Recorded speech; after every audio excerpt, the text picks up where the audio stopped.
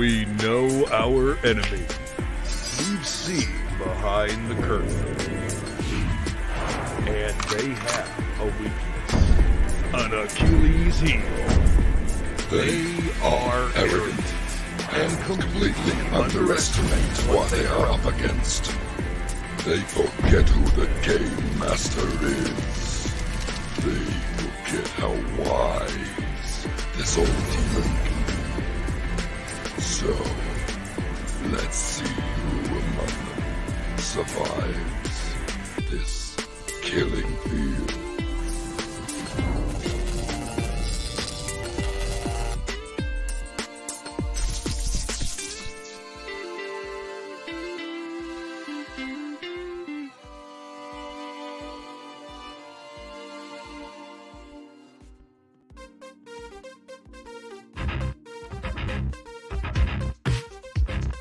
When your timeline reaches its Armageddon, what's a kid to do? I'm not a... Snag the keys to your mom's experimental ship, of course. That's not quite how it happened.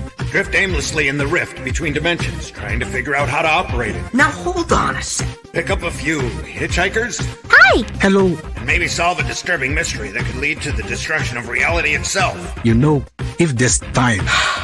There's always time. I'm not so sure about that.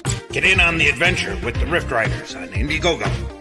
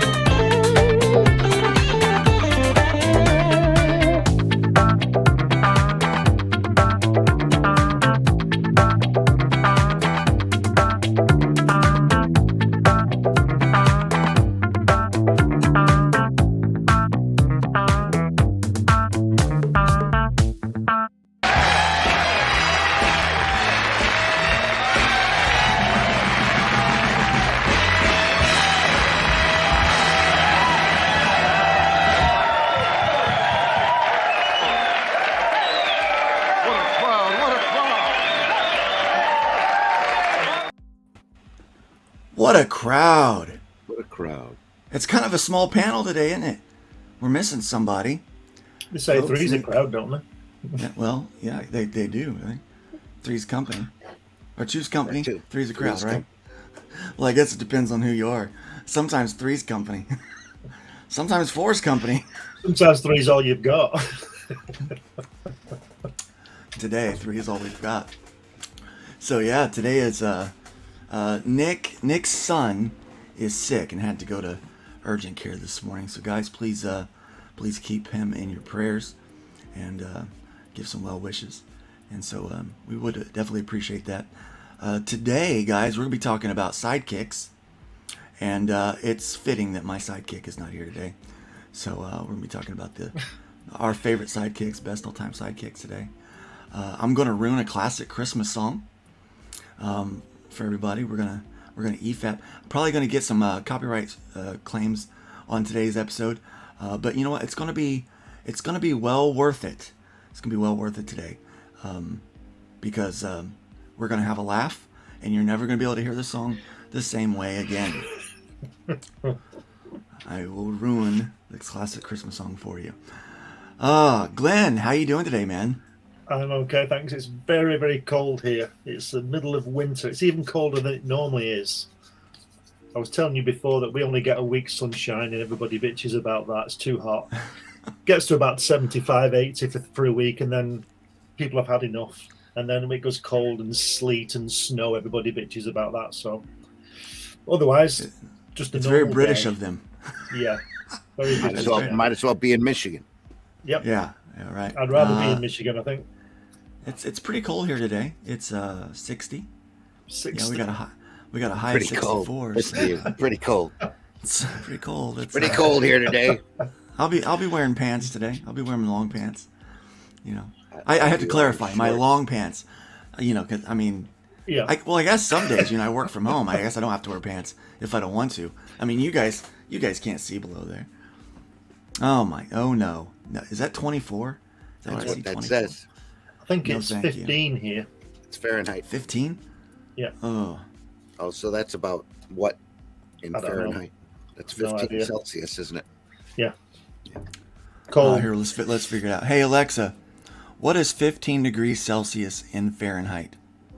15 degrees Celsius is 59 degrees Fahrenheit. By the way, It's 59. It ain't that cold. 59. What are you talking about? Can't be 59. You're almost the same as Luke. Yeah. It's a What's wrong summer, in your shorts? What's wrong with you? that's a summer's day. Alexa, stop. last month. Alexa, stop. She's getting ready to read my mail to everybody. Gotta You hear keep that? your Alexis in Last month you bought. I'm like, do not tell people what I bought. They do not need to know what I've been buying on the Amazon. gotta keep your Alexis under control. I know, man. You're like, what are you gonna do, right? What are you gonna do? So how about that World Cup, Glenn? It's a very strange World Cup because it's in the winter time. It's usually in the summer, but it's in Qatar, so they've changed the format because it's too hot in the summer. There, it's 150 degrees Celsius every morning, so they've changed it. I think it's 40 degrees there. I'm pretty sure you're exaggerating. I am exaggerating, yeah. But they've changed the format. They've allowed them to have it in the winter. It should be over by now. It should have been played last summer, but it's picking up. It's picking up. Let's put it that way. Yeah. All right, Randy. So everybody's had a few extra months to wait for. Yeah. But what they've done, you see, they disrupted the entire season because of what happens is that it's played in between seasons, right? The season ends, and it's the World Cup or whatever, and then it's the new season, and all the people who aren't internationals are having a 2-month break. Oh boy! So they've got to keep their fitness up while the other guys are playing and keeping their fitness up. So it's going to have an effect. Whether it'll be a good effect, I suppose it'll be good for some teams, but not for others. You know, because top of the table are sort of racing away, and all their players are internationals. But anyway, you know. Yeah, I don't agree with it. It shouldn't be there. It shouldn't be just given to people. They should take into consideration. Maybe they should consider the actual footballers who are having to run around in this heat. You know, but then again, it's nothing to do with the football. You know, it's all politics anymore. And selling shirts and TV rights. Politics and merchandising. That's all it is, man. That's all it is. Money makes the world go round. There's always money behind whatever decision someone makes, man. Yeah, Too true. Yep. Yeah. Follow the money. Yep, that's where it is. Speaking of following the money, Randy, how you doing? I'm doing all right. Funny segue, right? That was he was like, I don't know what that's supposed to mean. It's like how much money are you following here? Let me go well along with you. Yeah. 25 cents. Probably about right. I got $1 to my name, but it's in this nice little frog. It's an origami frog. So I'll always have a buck. Always have a buck. I'll always have a buck. I got this in my wallet. Look at that. $20. It's an actual $20 bill. Yeah, that's a real 20. Yeah. I've got $600 in cash from last time I was in the States. So Dollars? Yeah. So there's my hotel bill for a week. There you are. Yeah. There you go. So I mean, you can't. You're just gonna leave it in bills and not convert. He's coming back over here next year. I'm coming back. I've got both. Oh, I've got about 600 quid in travelers checks and then $600 in cash. So I'm doing all you're right. ready to go. You're ready to go. Yeah. Yeah. Now let's just hope that any more than that, customs will think you're up to something. Yeah, they will. Yeah, they will. Yeah, Now let's just hope. Now let's just hope we still have a U.S. dollar in a year. Hey, listen, I can remember when I was a kid, there were $4 US to the pound. I think it's $1.15 now to the pound. Yep. You know, and the euro's about the same as well. So I think there's a bit of a equalizing going on, if that's the right word. I think they're doing some hardcore leveling out. Is what they're trying to do. Yeah. Of course. Mainly so like Luke said, mainly so the electronic dollar will kick in, digital dollar. Yeah, they're working on. They sent all that. They said all that stuff about crypto, so people would go on TikTok and say, "Don't buy crypto. It's bad for the environment." How is that? Like, come on, people bought this. People bought this hook, line, and sinker. You know why they did it? Because the banks don't control crypto, and now you see there's these paper trails of banks trying to control crypto now. And as soon as they can control crypto, they're going to come out. Oh, it's good for the environment. We're moving to crypto. Get paid in crypto. Yeah. But that guy from what is it? FNT hasn't been touched yet. He's lost billions of dollars in people's money. Yeah. And nothing's happened to him yet. They should have ran out and arrested him immediately. Well, them grifters, they get by with murder pretty much. And they pretty much. Nobody seems to want to touch them. So. Yeah. Yeah. Now, Randy, we got some big stuff going on this year with the Arrow, don't we? Next year. Yeah. Next year. Well, might as well be this year. It's almost 2023. So yeah, it is almost 2023. See, I always do that when I start getting around December. I pretty much is like, well, the year's over. I'm just thinking about next year now. Yeah. It's like, well, this year, and like, well, it's still December. I'm like, for me, kind of December doesn't count. I don't know why. I mean, I know love it's Christmas. I know it's next year to the wife. She's already buying for Christmas next year. So. Oh, really? I was going to say, don't forget that it'll soon be December 23. Yeah. It will soon be December 23. It'll soon be New Year's Day. It'll soon be New Year's Day. So let's go to the chat and welcome them. This morning we got Joe Bachman in the house. Welcome. We got Hojo here. Hojo's here. We've got Aaron Jordan. Welcome, Aaron Jordan. Pedro cannot be on the show today because he's focusing on some lip sync. So he's Milli Vanillian it out today. I bet it's pretty warm down where he's at today. It's true. So. Yeah. Yep. And then FTX is what the guy said. Yeah, FTX. And then we've got Agent Zero. We've got Justin Sweet in the house today. And Agent then Zero. My sister is in the house watching today LA. on Facebook. Welcome everybody. And we got quite a few of you watching today. Feel free to comment and let us know you're here. This is an interactive show. We like to interact with one another and chat, and you guys are as much a part of this thing as we are. So, guess who we got with us today? We've got Agent Zero in the chat and on the panel. Welcome, buddy. How you doing? Doing pretty good. Good to see you today, man. How you doing? Doing good. How about yourself? I'm doing pretty good. You're a little fadey. You need to key up your mic a little. A little fadey. How about that? That's much better. That's better. So, yeah. Much better. I gotta. We thought you were outside shouting through the door. And you're looking a little blue this morning, by the way. Hey, that's my boy Scratch. Yeah. Oh man, those pages are done. Those pages are done. Yes. So it's a good week for you, right? Yes, absolutely.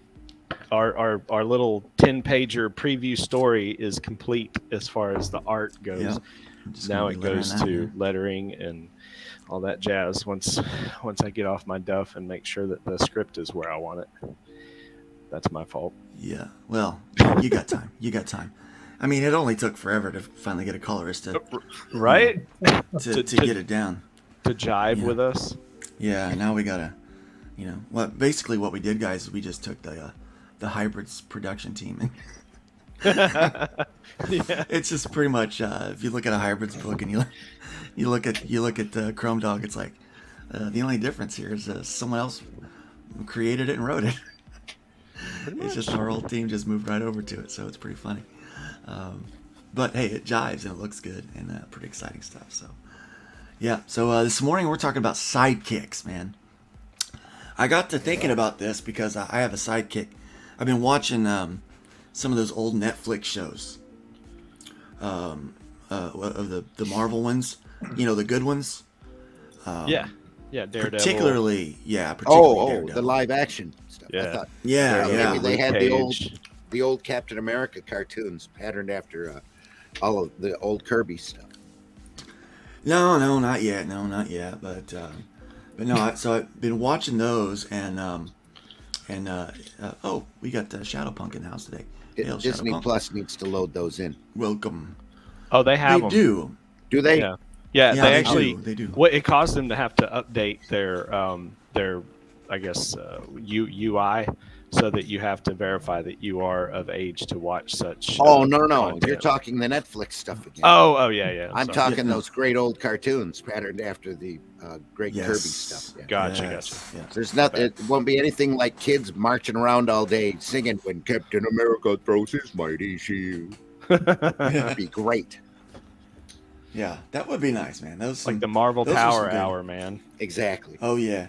Now Spider-Man you can and get the Friends. you can get some of those old. You can get the old Spider-Man show on there. Yeah, you can get a lot of that stuff. I think. Oh my gosh. I even think Super Friends. I can't remember. You But can I see know them a all lot up of on the stuff that's on YouTube. there. They're great. I mean, they're Yeah. phenomenal. That like Firestar. Like I remember she was the first heroine that I grew up. I was like, who is this? She is awesome. I'm like, whoa. All right. So it got me thinking about sidekicks, right? So I know who my favorite sidekick is, and we'll get to that here in a minute. I kind of want to hear from you guys, but Shadowpunk is he's kicking us off. He believes Carrie Kelly and Bucky are his favorites, and especially since the Winter Soldier storyline. Now, the Winter Soldier storyline's fine. I mean, that's a case where they take an old sidekick and make him a hero, or a villain first and then a hero. But the heroes get a lot of love. I mean, we give the heroes a lot of love here, We talk about favorite public domain, favorite hero, favorite new character post 1990. I mean, we've talked about a lot of different stuff, but we haven't talked about our favorite sidekicks. And Randy, I know you've got an opinion on this. You've got to. Really, there's so many of them. It'd be hard to narrow it down to one. Immediately that comes to mind for me is Ebony, but I love Eisner's material so much from the spirit. Yes. Even though he's drawn very stereotypically of the day, it's still a really good and fun character. Woozy Winks, also on Plastic Man from Jack Cole, also a fun character. Oh, yes. I mean, you've got the typical Superboy, Supergirl, and that kind of thing, Yeah. But I like let's think about so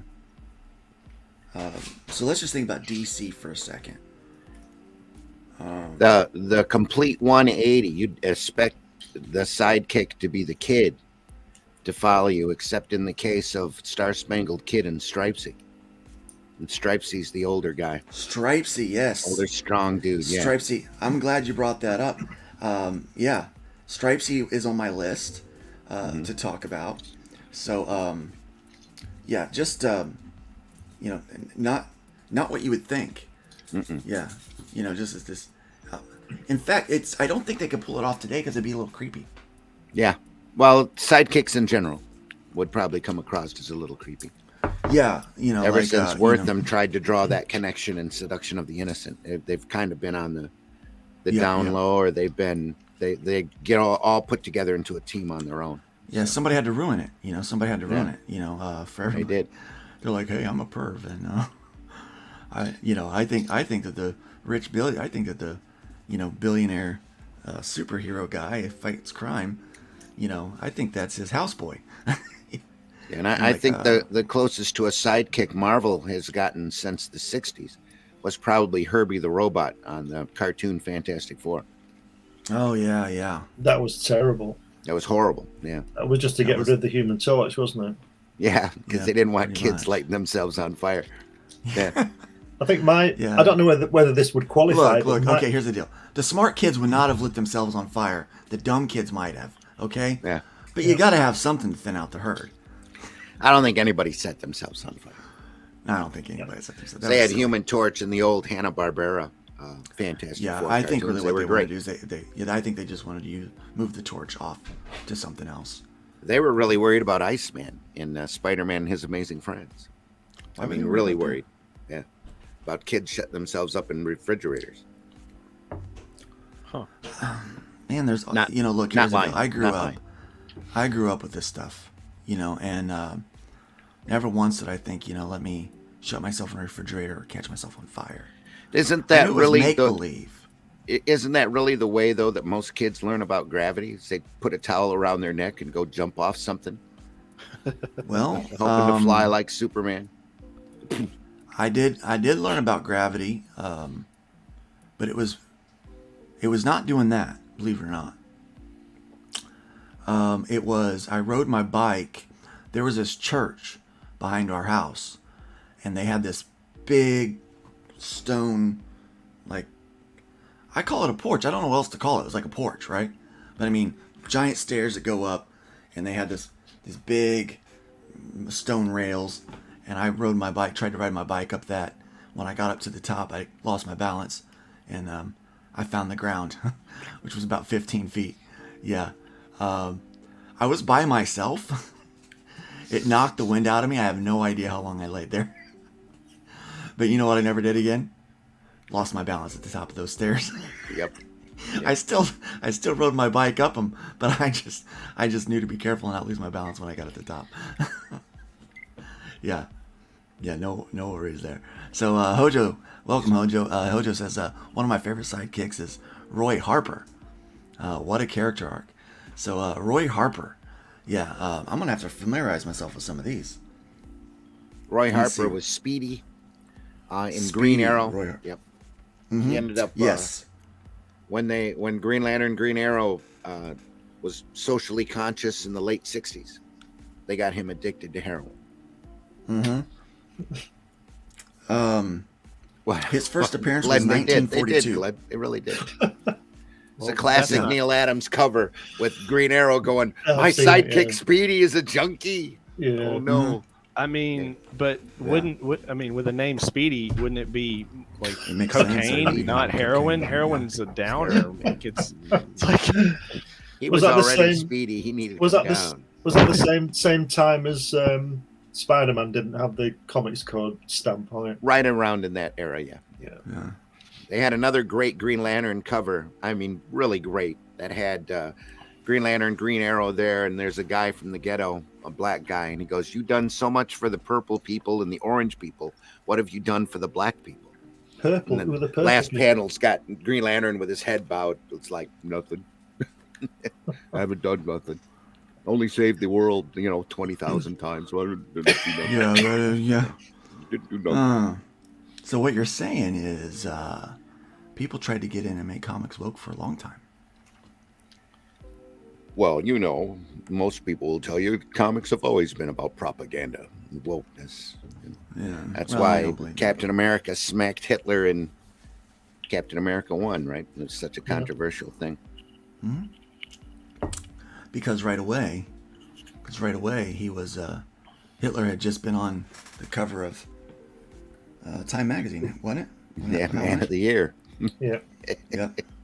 Well, there was a time that we almost embraced the German movement, especially in Hollywood. They don't want to talk about that. You know the stories of them going around to see Kirby, don't you? You've heard those. Mm-hmm. Those guys. So he used to go down and sort them out and then come back and tell everybody just to carry on working. Well, they did it on purpose because they had relatives over there, and who can blame them? Absolutely. One of my favorite authors, Philip K. Dick, explored that whole concept of what if Germany won. Man in the High Castle. Yes, and that book is really it's tough to read because it is very on the nose with its racial isms. Sure. So, do you know? Let me just tell you a quick story about Philip Dick. Yeah. In 1982, I had arranged to go and see him through his publisher, and cool. And he died just before I set off. A couple of weeks before I flew out.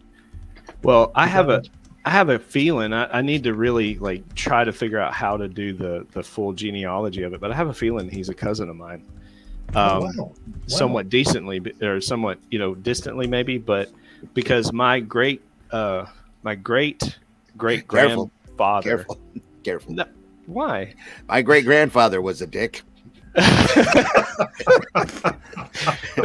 Right, exactly. My great his father was a dick, and his father was a dick. Hey, my dad. My dad. Anyway, so and I'm a dick too.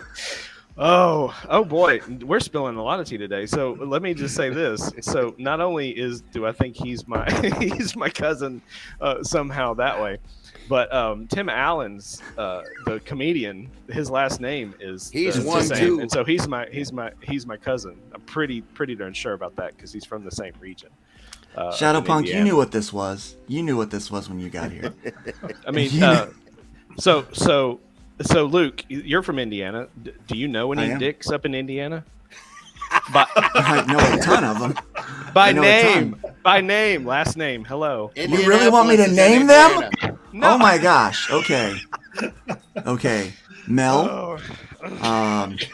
Oh boy. All right. So does it matter that my dad's first name was Richard? Richard Dick? Probably not. No.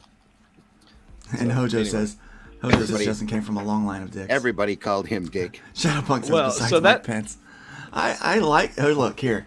There are Hoosiers that love Mike Pence, and I'm one of them. I like that guy. Okay. Yeah, I like that. Okay. I like that. I like Trump was like, "You better do this," and he's like, "I'm not going to do that," and then and Trump's like, "Oh," and he goes, in his nice Christian way about doing things. There's a guy who's never cussed someone out, right? I can't say that that's me. I wish that I've never cussed someone in public. There you go. Thank you. Well, I wish that I've never because it's like out. We don't know. We don't know what happens behind closed doors. I had a bad day yesterday. I can't even say I haven't cursed at someone in the last 24 hours. That's how bad of a day I had yesterday. It was bad. Man. I was like, man, if I didn't curse somebody out every day, I think I'd be losing it. I think I'd, it's like when you go driving. If you don't curse about somebody driving, you're not paying attention, are you? Can't watch a political program without cursing somebody out. No. Oh yeah. You guys see a video on YouTube and it's like. Yeah. So I'm gonna share this Chrome tab that I've got here.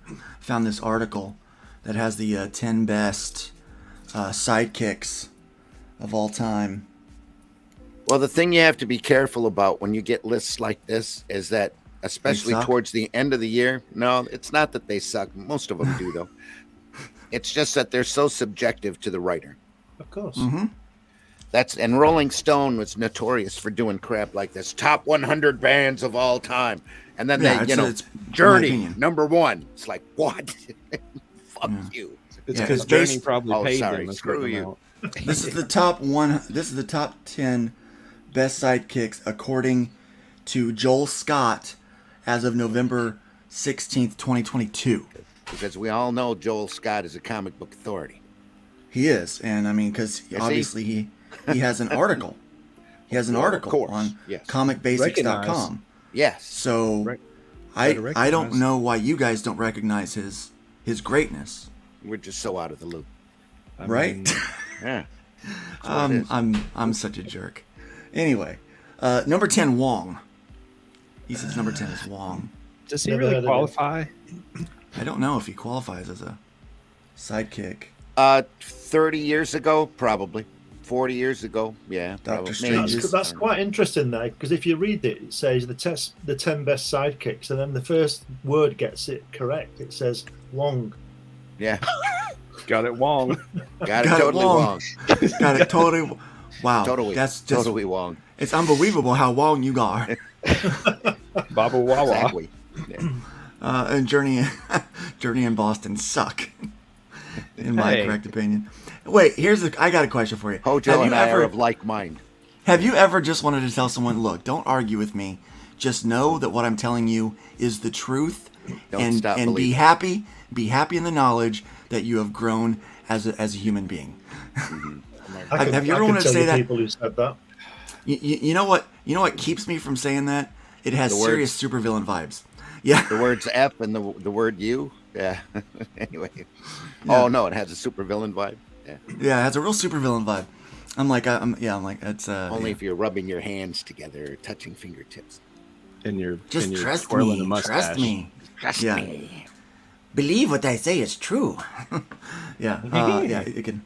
Yeah. So yeah. Anyway, let me just interject here. Why are we looking at somebody else's choice? Why don't we do our own choice? Yeah, I wanna- Because I've yeah. never Well, even heard of this guy. Because it's more Right. fun picking on this guy's top 10. Yeah. Okay. So we're gonna pick Well, on maybe- his, and then we're gonna give Now our we'll- choices. We'll tell our Because own. I know who my favorite sidekick is. But I'll Okay, be who gone I by think the then. best is. I Well, know you who probably mine is, will. but All right, buy it. No problem. Dum Dugan. Is he a Dum sidekick? Dum no, Dugan? He's not a he's sidekick, not is even. Oh my gosh. So This- far, okay. he's misunderstood the word sidekick twice. He's also Twice. Gone he's too also sure, for he's sure. also misspelt sergeant. If you scroll down, Yeah, he got has. it's got an e in it. Well, All right, so far this guy's a winner. An War A, Machine is Again. not a sidekick. no, Missed it. he's a hero in Missed his it. own No. right. Yeah. Never Yep. heard of him. And not to mention, isn't this a bit Rossist? Because I mean, He's Rhodey 0 can for stand 3. on his own. Dadgummit, Rhodey is Yeah. a man, and he's Okay. awesome. Okay, Crypto. Would you call Crypto a sidekick? Okay, No. now he was No, on the he's a tip of my dog. tongue earlier, Okay. but He Yeah, might yes, be a I sidekick. would. It's He a list qualifies. made for people to complain about. Wonder Girl. Wonder Girl. First actual sidekick. First actual sidekick. Okay. First one. Wonder Girl. Aqualad. Yes. All right. Aqualad. Yes. Sidekick. Not. Definitely not Barnacle fifth. Boy. Barnacle Boy. Barnacle Boy. Yeah. Yeah. Kid Whoever Flash. said Barnacle Boy, you just win for the day. That's the Barnacle Boy. Kid Flash. Okay. Not a great No. sidekick. No. Speedy. There you go. Well, There's Speedy. He was a sidekick. Speedy was a sidekick. All of a sudden, he's a big Titans fan. This Joel person. Why does he have Yeah, a? he is. I'm a Titans fan. Oh wait, we're not talking about football. Why does he have a samurai sword and a machine gun? Well, because he's Arsenal at this point. And Yeah. Arsenal carries Oh. all these different weapons along with him, just in case he needs them. I got the first Just bit in right case. of that, Just in didn't case I? you didn't understand his name. This really isn't a picture of Speedy. It's a picture of Arsenal. Oh, so he's Arsenal. got it Okay. wrong again. Yeah. Again. Yeah. He's Bucky. Okay. Yeah, Bucky is. yeah, Bucky's Bucky, Bucky's there pretty you good sidekick. Yeah. And number one, his number one is Robin. Well, of Oh. course. I'm gonna say all of that is wrong. I'm And gonna that say all little of that. Is, snowman peeking around the corner. I'm gonna say all of that Thumbs is up. absolutely wrong. He has no clue, what he's. I talking would about put there. I would put Robin up there because he was the first. Yeah. I would. Yeah, I would put them up there. We've got Remember this when Dick dark Grayson? character that started out killing people. Maybe we should add a kid in bright colors. Yeah. Yeah. And remember when Dick Grayson was Talon for Owlman No. in 2007? There was an No one Owlman remembers that that? was outside of the Daredevil universe. No. There are all sorts of talents. was in There's a Supergirl number barbarian 12. named Talon. Supergirl number 12. He did it. He was Talon. He was Talon. He was That's a cool Talon. name though. It is a cool name. Much But once cooler than again, Robin. Dick Grayson is a sidekick. You know, even when he's trying to be, not a sidekick, So, he becomes a sidekick. so is Dick Grayson? Does he hold the record of being so many different sidekicks? I don't There's know, obviously- maybe. There's obviously two there, isn't there? Maybe on Yeah. sidekicks, yeah. Nightwing's not a Nightwing. sidekick, but I mean, Yeah, but I like Nightwing. He actually Yeah. grew up and grew into that. I thought that Yeah. was kind of cool. Yeah. Nightwing's I got like a good that. legacy. I Yeah. like the Red Hood deal. Yeah, that too. Well, I guess Dum Dum Dugan is considered a sidekick for Nick Fury. I wouldn't consider. What him about the sidekick. others I then? would do that. You see, I was going to say it probably isn't for the same reason we've just said. He's not a sidekick, but I like Volstagg out of Thor. Yeah, for the humor. He's part of the Warriors 3, though. Yeah. Oh, I don't know about that. I just remember him from the Tales of Asgard. Jack Flag, Jack Harrison, Captain America sidekick in the early 90s. What? Jubilee. Jubilee. Yes, she was on the top of my tongue earlier. She should. Even though X-Men are not like, there's not like her and Wolverine, man. Her and Wolverine. Yeah, her and Wolverine. Yeah. Yes. I would consider Shadowcat then to be a sidekick as well. Kitty Pryde. Probably, yeah. Or at least Kitty Pryde. Yeah, of course. Oh yeah, definitely, yeah. Now another character that wouldn't be classed as a sidekick that I like would be Lockjaw when Kirby was doing it. Yeah. That dog. Oh yes. That was brilliant. Again, it's the humor side of it.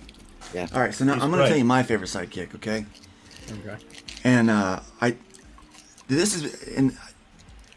I told, so I'm watching Daredevil with my wife and daughter, because my wife had never seen it, and I'm like, it's so good. And so I said, Foggy Nelson is my favorite sidekick. She goes, he's not a sidekick. I said, yes, he is. She goes, he doesn't have any powers. He doesn't dress up. I go, he doesn't have to be a sidekick. Like, look, he's taking care of all the law stuff while Daredevil's punching people in the head. I'm like he is doing the stuff that Daredevil, that Matt Murdock can't do while he's in the suit. I mean, this is the perfect sidekick to have. And he's he's got all that lawyer talk, and he's for being kind of a nerdy guy, a weird guy, he has his moments of brilliance, which is amazing. And I'm like, this is my favorite sidekick right there. Can I say something controversial? Please. If you need to. Stan Lee is the best sidekick. Oh, burn! Bam. There we are. Bam! Hey-o. Shots fired. I'm not surprised. He who didn't allow sidekicks. Yeah. Yeah. Have you met Jack Kirby, the man who made Stan Lee? Yeah. Oh, if not, just talk to. There we are. Speaking of sidekicks, made him cry. That just made him cry. Oh my gosh. Hey, you just brought up something. So here's some trivia for you. Who is the one person in Hollywood who's played 2 superhero sidekicks now in Marvel movies? Oh. I don't know. Jon Favreau. So he played in Daredevil. In Daredevil, he played Foggy Nelson, and then now he's established as Happy Hogan for Iron Man. Yeah, and so yeah. Can I be really honest with you? Yeah. I almost forget that first Daredevil movie came out. Really? That's how bad I liked it it. was. I actually liked it. That just makes Ben Affleck happy. Yeah. I liked it. I thought. Well, the fact that you like it makes was me a nice reconsider your taste a little bit. I thought it was okay, and I thought the master twist was the way he came back as Batman. Who'd have thought that? I love that twist. Yes. And then the other guy, Captain America, was Human Torch, wasn't he? Yeah. Wow. Yeah. Here's what's ironic about that whole thing is that Daredevil was Marvel's answer to Batman, The Dark Knight. Right. So I had radar sense. Yeah. And they try to say that that Moon Knight was the answer, but no, I'm sorry. No. Well, I'm really glad that Wally Wood came along and gave us the red costume. Yeah. That Kirby design was awful.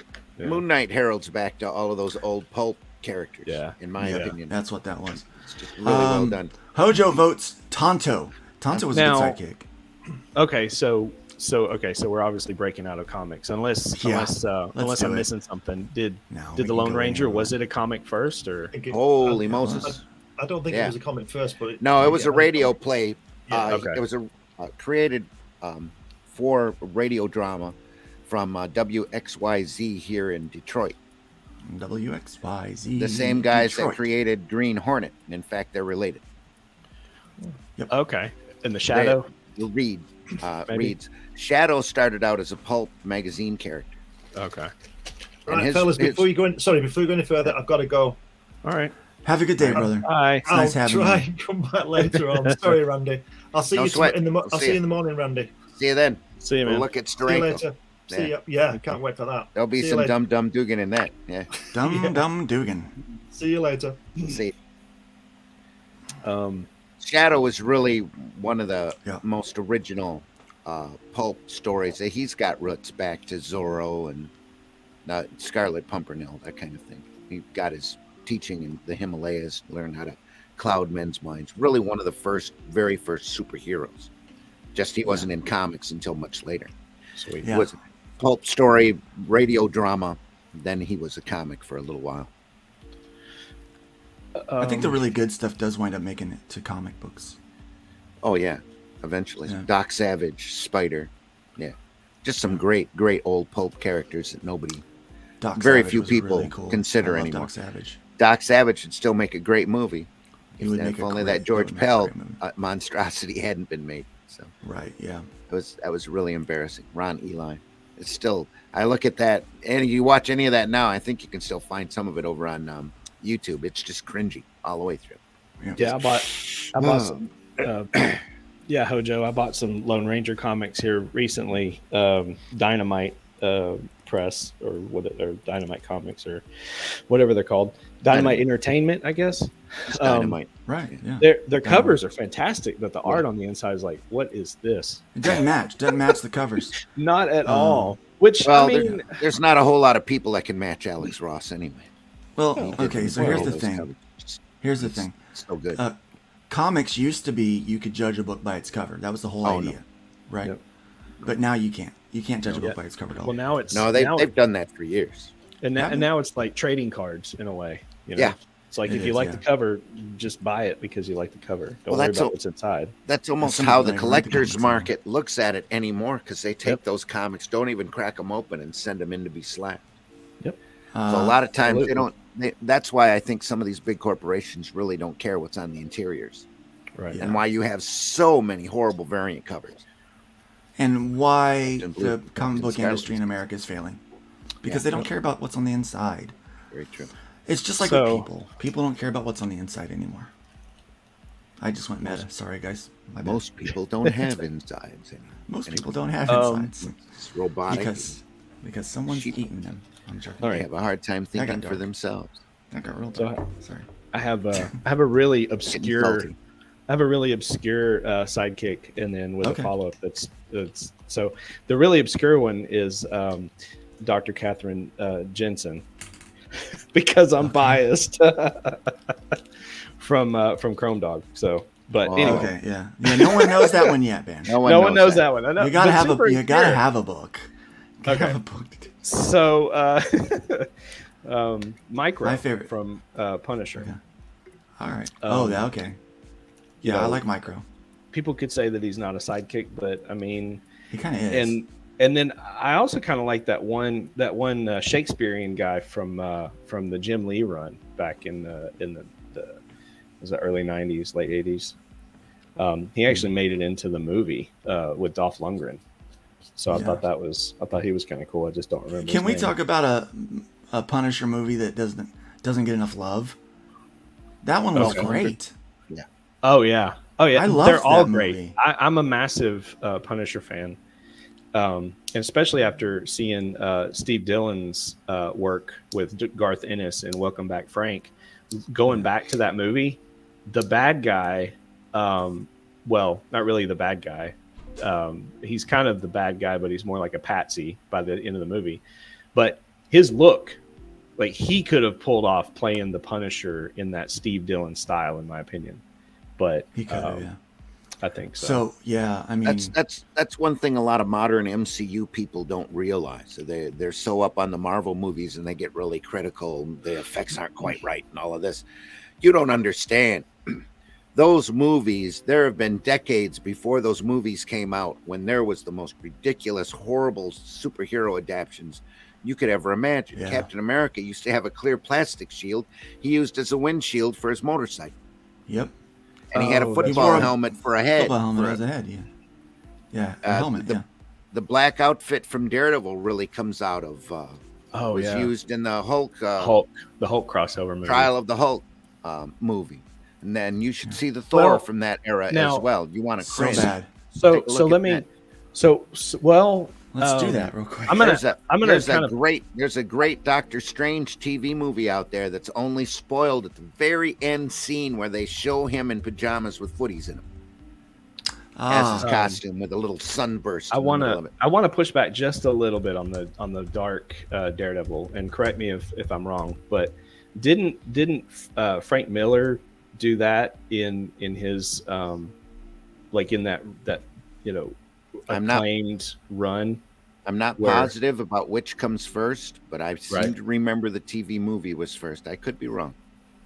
So that may be where they adapted it from, because it's because he's wearing kind of like what we see in the Netflix show. Yeah. He's wearing the black thing over his face, or over his eyes specifically.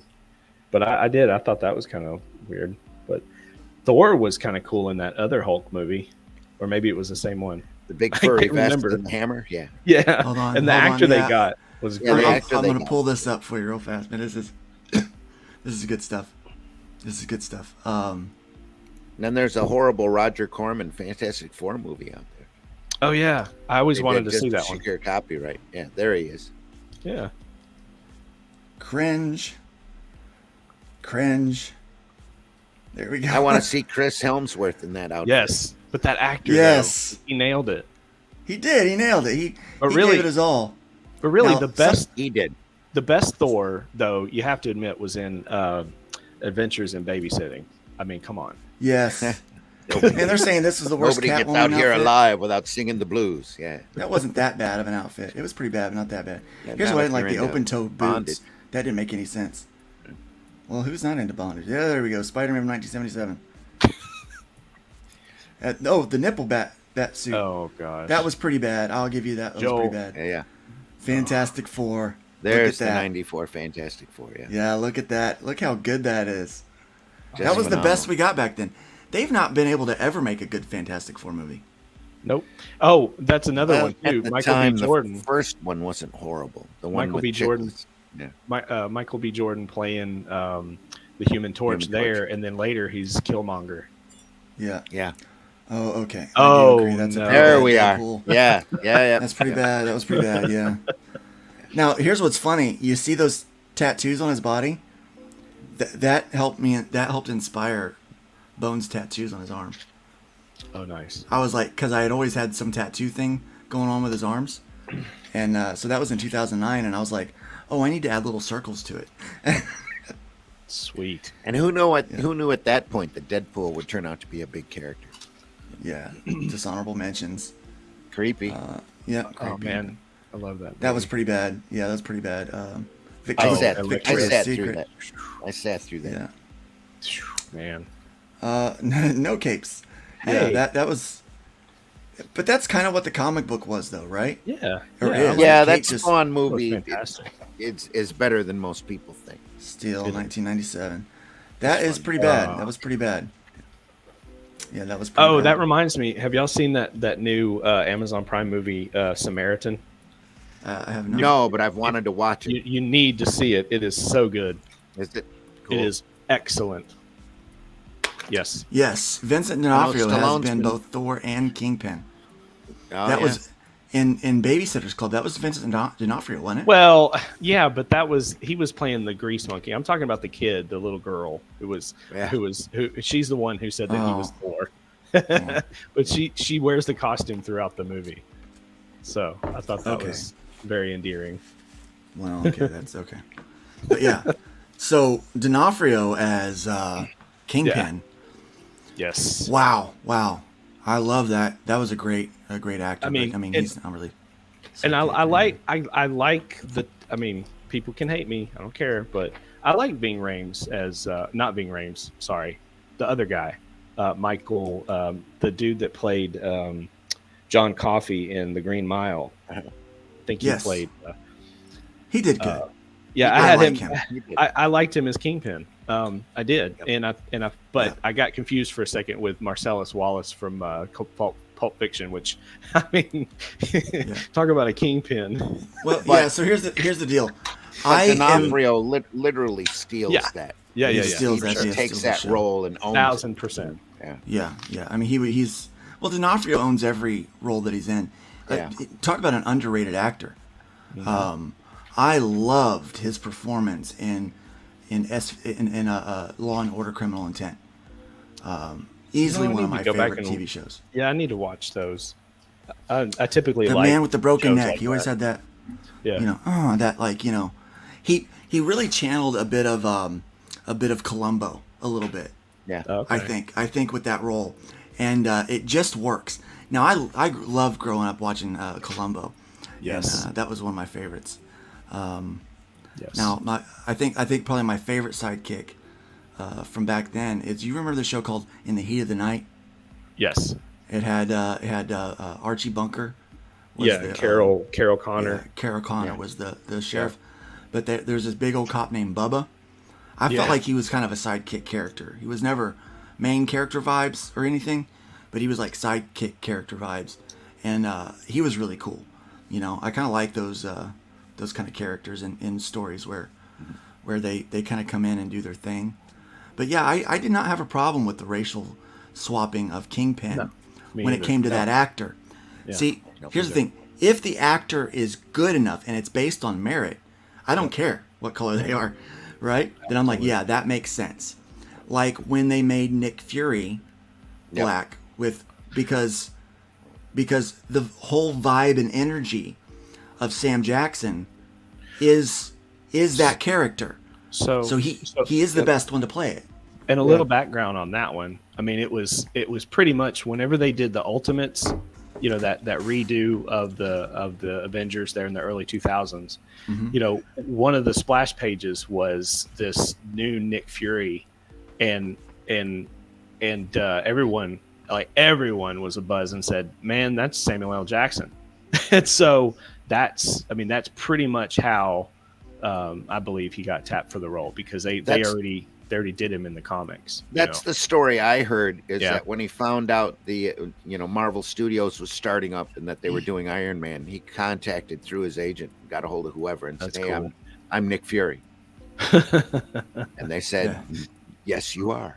Yes, you are. Yes, you are Nick Fury. Well, and then they did that. Actually, I think the actual conversation is, "Will you work for Scale?" Yes, you are. So you know what? There's one more thing about that, okay? And this is going to be controversial. I don't care.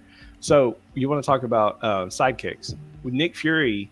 Not director Nick Fury, but Nick Fury when he's low level in Captain Marvel, he's a sidekick. Yeah. Not my favorite. That's right. Not my favorite because of how they handled his character. No. But they did not handle his character well in that. No. If I was Sam Jackson, I'd be mad. I lost my eye to cat scratch fever. Oh my god! Stupid way. And then to name the cat, a Flarkin, just so he can say Mother Flarkin. Flarkin. That was in the comics. That was in the comics already.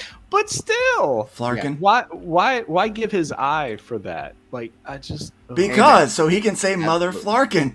Exactly. Like, no, leave it. Yeah, I mean that was stupid. Or the Kree guy when he goes, "That's just a scratch," and the Kree guy went, "No, it's not.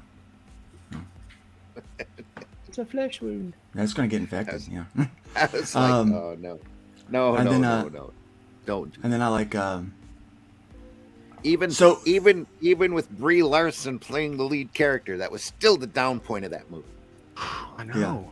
Yeah. I know. Right, I'm glad to say it. I said it here publicly. Come at me. Brie Larson's a beautiful gal, but she's not a good actress. I got to tell you though, she was well cast for that. For the way that character should be acting, that's exactly the actress for that. MCU wins again in their casting department. Congratulated. Yeah. No, I'm serious. I wish I could write a Captain Marvel series because that's exactly how I would write her. And there's a desperate need. She's got all of the.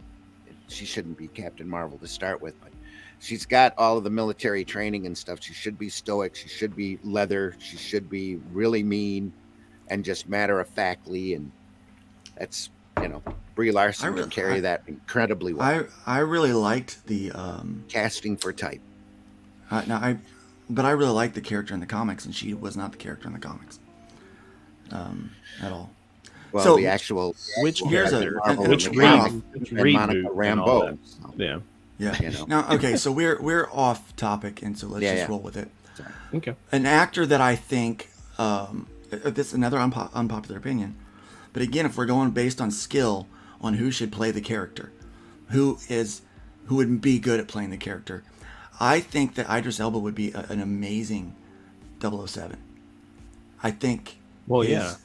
I mean, that dude can. I've loved him in everything he's been in, except for one thing, and I hated him, but it was because he wanted me to hate him. Oh, and that was in Luther? The Office. No, Oh. I loved him in Luther. Justin was going to It say was in Luther. The I was Office. like, No, He was such a it's in jerk The in Office. It was when he was Charles Minor in The Office. I'm like, man, why is he so hard on Jim? I hate this guy, but he played that part so good. He did it so good. He just a fantastic actor. I think he'd do a good job. But I think so, MCU casting's been perfect right up to Eternals. Yeah. Yep. They did And I it. really mean, like Tatiana Maslany too, and she makes a great She-Hulk. It's just the writing on that show is just horrible. It's just really bad. I didn't watch it, guys, so I can guys, comment. I really want to ruin a Christmas song for you guys today. Oh, Here we no. go. And this is beloved. A lot of people love this. This is Band Aid. Do they know it's Christmas? 1984. Oh boy. So we're gonna EFAP this video. Okay. I'm definitely gonna get a copyright claim on this. Nice. But that's fine. Oh, That's fine. Thanks, folks. Y'all will never hear my comments. Oh well. Just kidding. No, I mean we'll leave the video up. I just won't get monetized on this one. Oh, okay. So we're gonna need those super chats and we're gonna need those super thanks. Yeah. So I love this song. This song is featured in Stepdads or whatever the name of it is, with Will Ferrell and Mark Wahlberg. Yep. They sing this song. Yeah. At the Daddy's Home too. is what Daddy's we're Home talking too. Thank you. Daddy's Home too. Yep. And love it. I'm thinking I'm mixing it up with Step Brothers. No, yeah. Nice. And another Will Ferrell movie. So anyway, so we're gonna EFAP this thing here, and I'm gonna stop several times, and I'm gonna ruin this song for you guys this morning. So I'm not sorry. Here we go.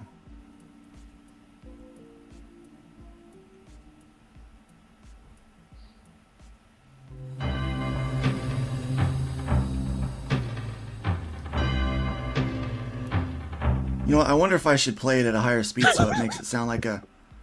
You paused it at just the right time. He's like, Just man, right I got. time. He's sneezing. Yep, it's a sneeze. Let's play it a little faster so it gives them chipmunk voices. Oh, nice. All right, that should help us out here. That'll be fun. So let's do 1.5 times speed. Okay. Let's do 1.5 times speed. It's Christmas time. There's no need to be afraid.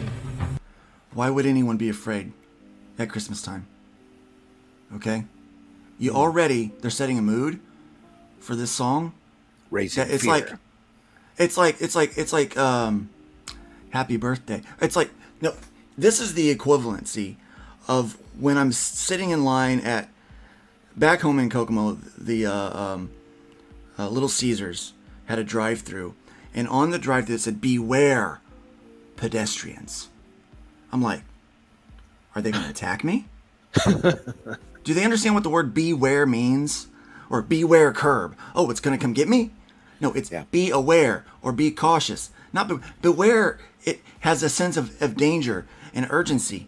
That's what they're doing here. It's like beware of something you should not be aware of. You know, that's what we're kind of getting with this thing. Already stupid vibes.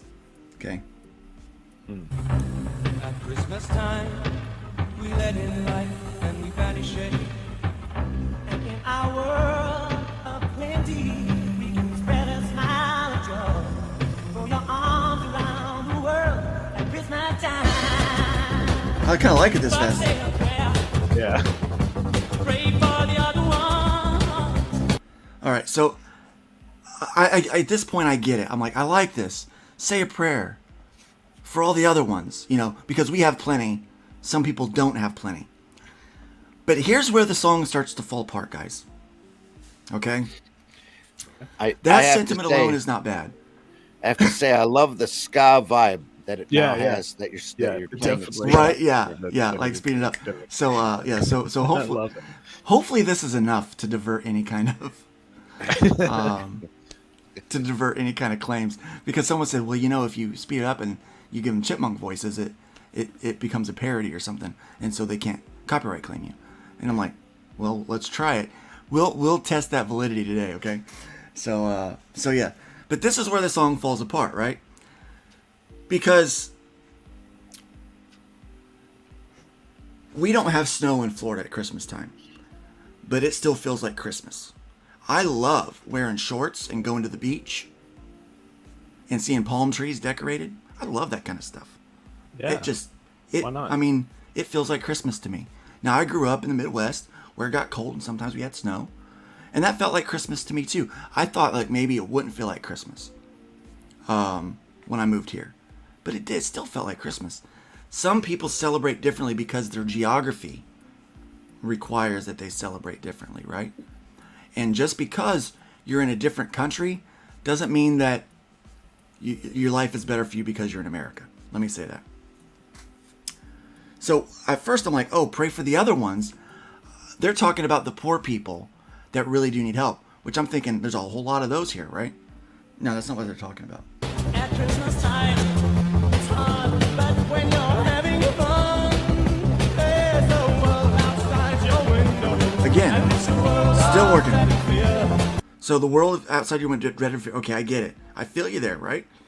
We're still on a decent track, but I mean, they're building up to something, and it's, they're getting ready to fall apart. When the only water flows, the bitter and the Christmas bells that we play. All right, so I do have to say that line where the only water flowing is the sting of bitter tears. I was like, I don't understand that line. Like, we have running water here, right? Yep. Maybe not in Flint. No, I was just gonna say that Sting is there though, and he does look a little bitter. He does, doesn't he? Look at that face. He does not look like he's happy to be there. No. I think he's got beef with this guy over there in the end. The guy from Duran Duran. Yeah. I don't know. It could be Bono. Everybody's got a beef with Bono. Everybody's got beef with Bono. Everybody's got beef with Bono. Where's the beef? Exactly. All right. So, all right. Yes. Well, tonight, thank God it's them instead of you. All right. So that was the line that when I first heard the song, I was like, wait, hold on a second. I get the sentiment, but that's kind of a crappy thing to say. Thank God it's you and not me out there Pure suffering. Bono. Yeah, it's Bono. You look at Bono. Look at him. Bono, he ain't changed a bit, has he? Well, like, okay. All right, so... It's more wrinkles. Same attitude. Yeah, same attitude. Yeah. At this point, I'm like, I heard somewhere that he's kind of started to talk about his regret of all the activism over the years. So well, maybe. Man, that'd be, I know they apologized for the Apple incident. Dudes, we're real sorry we put that album in front of everybody. It should have never happened. Yeah, it should never happen. We apologize. That's my bad. We're bad. It caused so much trouble. Caused so much damage. Emotional damage! Not sure what Apple incident you're talking about, but I guess I can look Well, they it up. stuck an album in front of, on one of their software packages or whatever, made everybody take it. Oh. Mm-hmm. Yeah. It's quite the fiasco at the time because it wasn't even their best work. So. Yeah, but what a line. Tonight, thank God it's them instead of you. I was like, well, I can get where that's coming from. Lyrically speaking, it fit. It's still, I like the song. Music's good, but I don't know. I don't know that I would say it that way. But he's just trying to tell everybody to appreciate what you have. Yeah, that's what I was like, yeah, There I are was people getting it. out there who have a lot less. Yeah. Right, yeah. So I was kind of getting it. I'm getting the vibe, and I'm like, yeah, this is great. Okay, yeah, I still like this song very much. And then,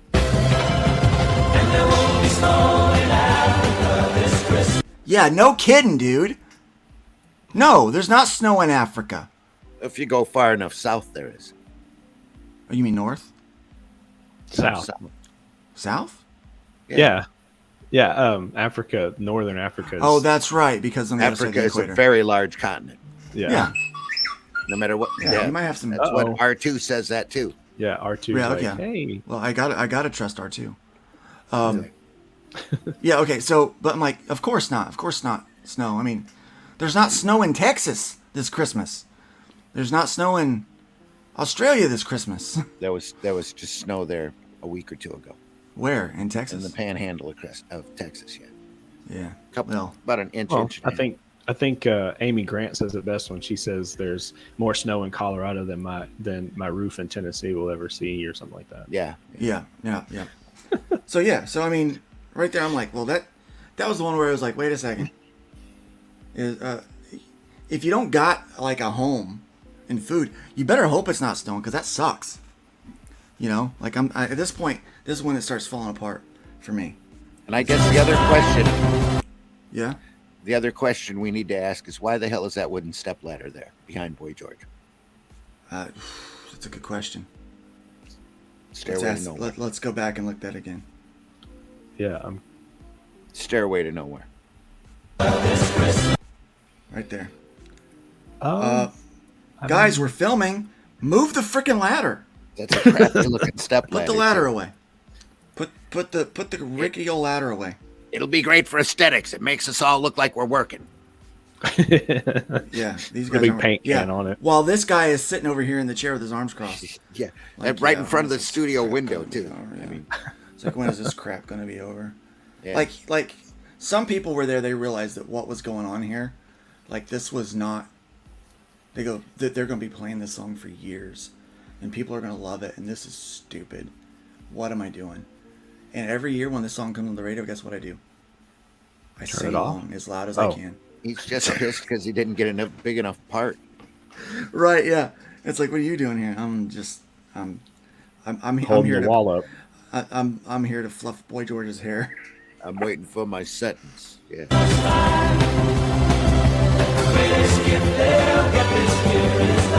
Another line that just throws me off. That's the greatest gift anyone will ever get, is life. There's also 4 engineers in that studio. Yeah, four and 1,000 musicians. Push that proud button. sponsor. Pull that lever right there. That one. Yes. Wait, does Coke own Squirt? I'm not sure. Yes. Okay. Yes. Sponsorship right there. Definitely product placement. Yeah. Product placement. And it's an old little pop tab from back in the 80s, man. Mm-hmm. Like right there at the end of them. Yeah. Yeah. So, but who are those people? Anybody know? Are I they don't supposed to even be know somebody famous? I mean, probably over in Britain. Maybe. Everybody's someone famous in this, I think. I So guess. here's the deal. Except that guy with his arms crossed back in the corner. And the glasses. Right. He's So this is like when Bernie we Wrightson start to me. getting the implication that stuff is what's really important about Christmas. And I'm like, okay. So the greatest gift they'll get this year is life. Just being alive is their greatest gift. I'm like, newsflash, that's everybody's greatest gift, is being alive. Take it from 2 guys that almost weren't. Being alive, I'll take that over a brand new tablet any day. Seriously. Like, Luke, if you had a choice between living and $10,000, which would it be? Well, I'd You rather wouldn't be able alive. to spend the $10,000 if you were dead. Right, yeah, I'd rather be alive. Yeah. You could be, here, if they said this. So let me ask this question to you guys right now. If I gave you if I said, look, I'll give you $100,000 right now, but in a week you're going to be dead. Or you can live forever, like, or you can live a full life just as you are right now. Which would it be? All depends on what you consider full. 90, 100 years old. I'm just giving you a hard time. Yeah. That's a silly question. It is, right? Yeah. Of course, we're going to pick the long life. Of course, more years is always better. More life is always better, right? So, the greatest gift is life. Like, that's it. That is the ultimate gift that you could always get. So, somehow you think that your Nintendo is a greater gift than life this year. See, that's when the philosophical Luke starts taking over, and I'm like, this is a stupid lyric. So let's go on.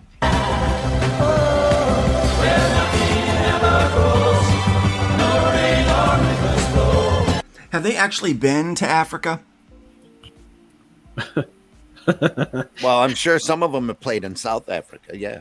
They probably think Africa is like a country instead of a continent. They think the Sahara Desert and the pyramids. Here's what they're thinking. Here's what I know about Africa, okay? The images that you see on the those videos, let's send aid to Africa, those kind of videos. Yeah. I know that what they're showing is not accurate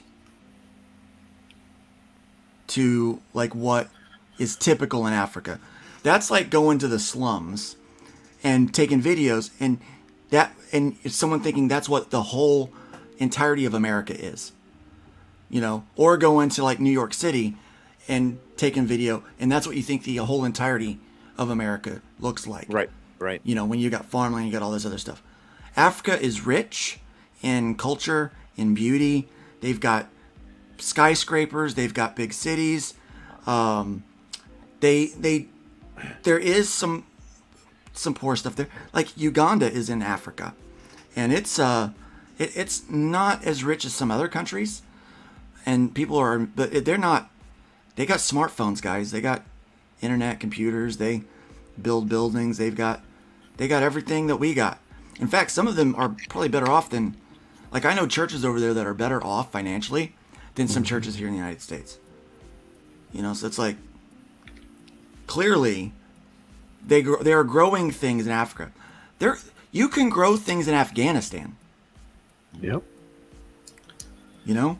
It's like even the Gaza Strip, which is pretty much a crap section of land, people still live there and have produce and they want to live there.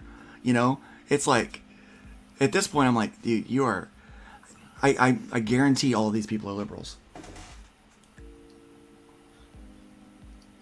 Well, I was back when pregnant pause brought to you by liberal actually meant something back during those days. Yeah, liberal. Yeah, but I mean these are out of touch, kind of like what we have today with liberals. That's what I'm guaranteeing. Do they know it's Christmas time at all? No, because Christmas is a Christian holiday, and they don't celebrate Christmas in Africa. You know what? They actually don't even celebrate Kwanzaa, I don't think, because Kwanzaa was something that was made up later. Yeah, some areas of Africa celebrate Christmas.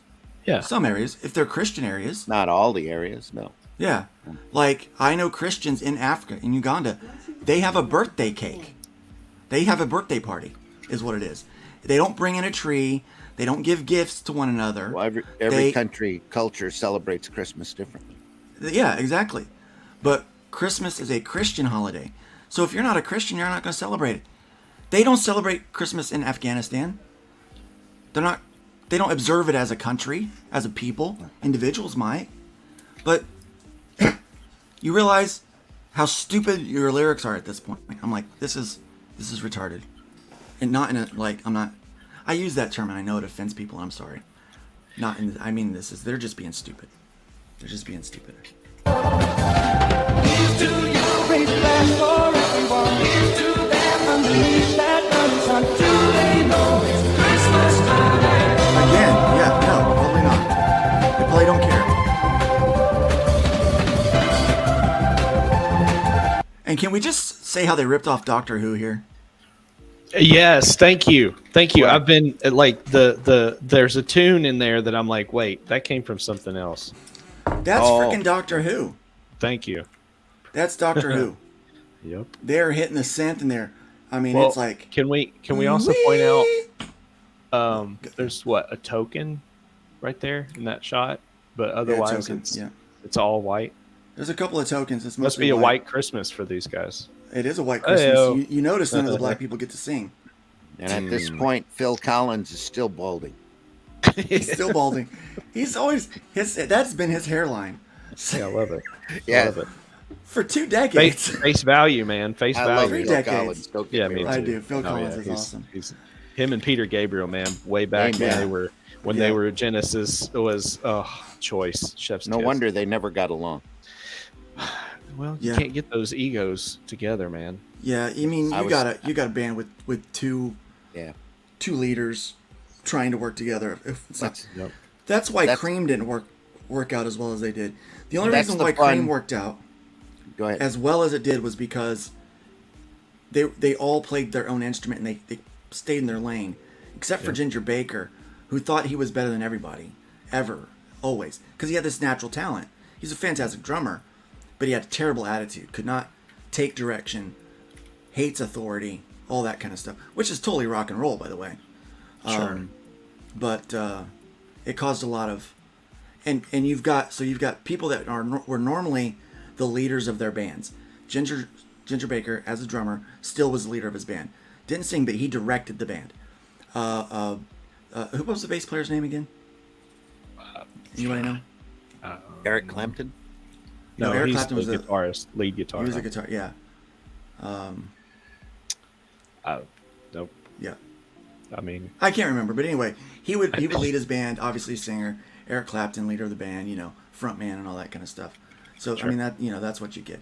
But that's so when you can get some really awesome music when you do that, but it's probably not going to last long term because the dynamics are going to be really rough, and that's what you see in Genesis. Great band, great music. Oh man, yes. Tough dynamic inside the band. Jack Bruce, thank you. You're welcome. I love, I love progressive rock, and their early stuff was so good. So on point, man. It was great. So If you- Doctor Who. If you've never taken the time to watch the Peter Jackson footage when the Beatles are doing their Let It Be album, there's like 6 to 12 hours of this stuff of just, you've got 4 incredibly creative people sitting in the room and Yoko. Remember when John Lennon? Because everybody's running on full cylinders at that point, at the top of their creativity. Yeah. And it's Harrison that's the one that can't stand to be in the room because everybody else wants to run the show. He just wants to play music until he says, "Screw all you guys, I'm going home." Yeah. Mm-hmm. And that's what he does for a while until they beg him to come back. He's like, "Dude, I got books full of songs that we could be recording." Yeah. And he recorded some of them on his own. That's and what he they did. were Yeah. amazing. Yeah. My guitar gently weeps. What an amazing song. Crazy. Yeah. Lyrically, musically, creatively, the guitar lines. I mean, it's just so beautiful. If the 4 of them hadn't been together for the years that they were in and creatively stewing off of each other, they would never be the powerhouses that they became. True. Even True, Ringo's absolutely. star. Ringo walks in with Octopus's Garden with a couple of lines. Yeah. McCartney jumps right in and goes, "Hey, you need to do this. Boom, boom, boom, boom, boom. Let's write off of this." They were so talented. It's amazing to watch. Yeah. It's like Queen. They were better together than separately. Yeah. And I've always thought the Beatles were better together than they were individually. Yeah. And I mean, with the exception of Paul McCartney, who might very well just. Well, you could tell be they able were to do it all on getting his own anyway. they were all getting too creative to stay in a group. Yeah. At that point, because they're all running in different creative directions. Yeah. And it was very. They needed time apart, and then they needed to come back and reunite, like Queen did. Unfortunately, they did that. That didn't but happen. Unfortunately, you didn't get that. But remember that when Chuck Berry and John Lennon did that song together, and then Yoko starts in the microphone, and the face that Chuck Berry briefly makes, that like that, oh my God. And they turn her mic off. I don't know if you noticed that in the recording. If you watch that, they turn her mic off so that she can't be heard. because she's terrible. She's not very attractive. I don't know what John saw in her. She must have been had some kind of voodoo or beauty is in the eye of the beholder and the voodoo something. doll. I don't know. Yeah, it was crazy. I don't know. Yeah. There was no reason. There was no reason to pine after Yoko. No, zero reason. Bishop Lucas. Doctor Who. There it is. There it is. They got it in. There's the propaganda.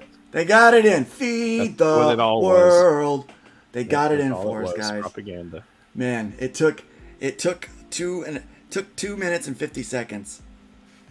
Took a little over 2.5 minutes to get there, but by golly, we got it in. Feed the world. Okay, write us our check.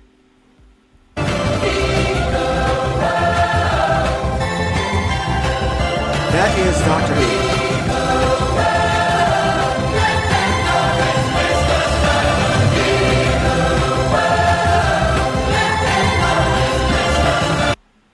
You know what? You could just send an email.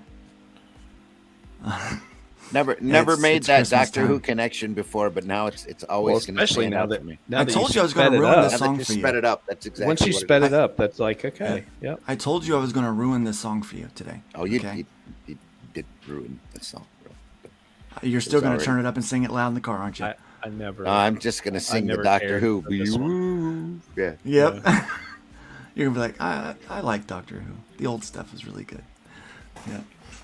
All right.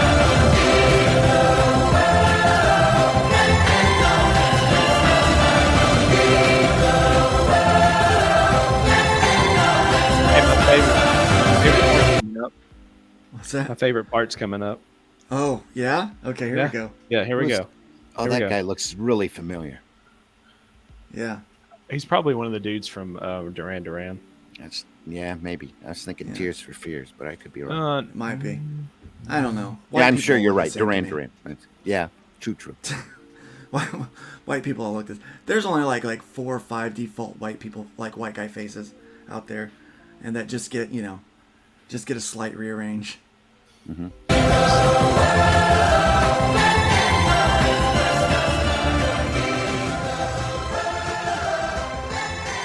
Is your favorite part the end? Right there. Fade to black. Boom. Fade to Mariah Carey. Hey. Oh God. Is it 8 hours of a continual loop of her? Yes. Was that what that was? An 8-hour continual. No, I don't know. I just made it up. But Mariah I mean, why not? Why not? Right? Someone should do that. That one song.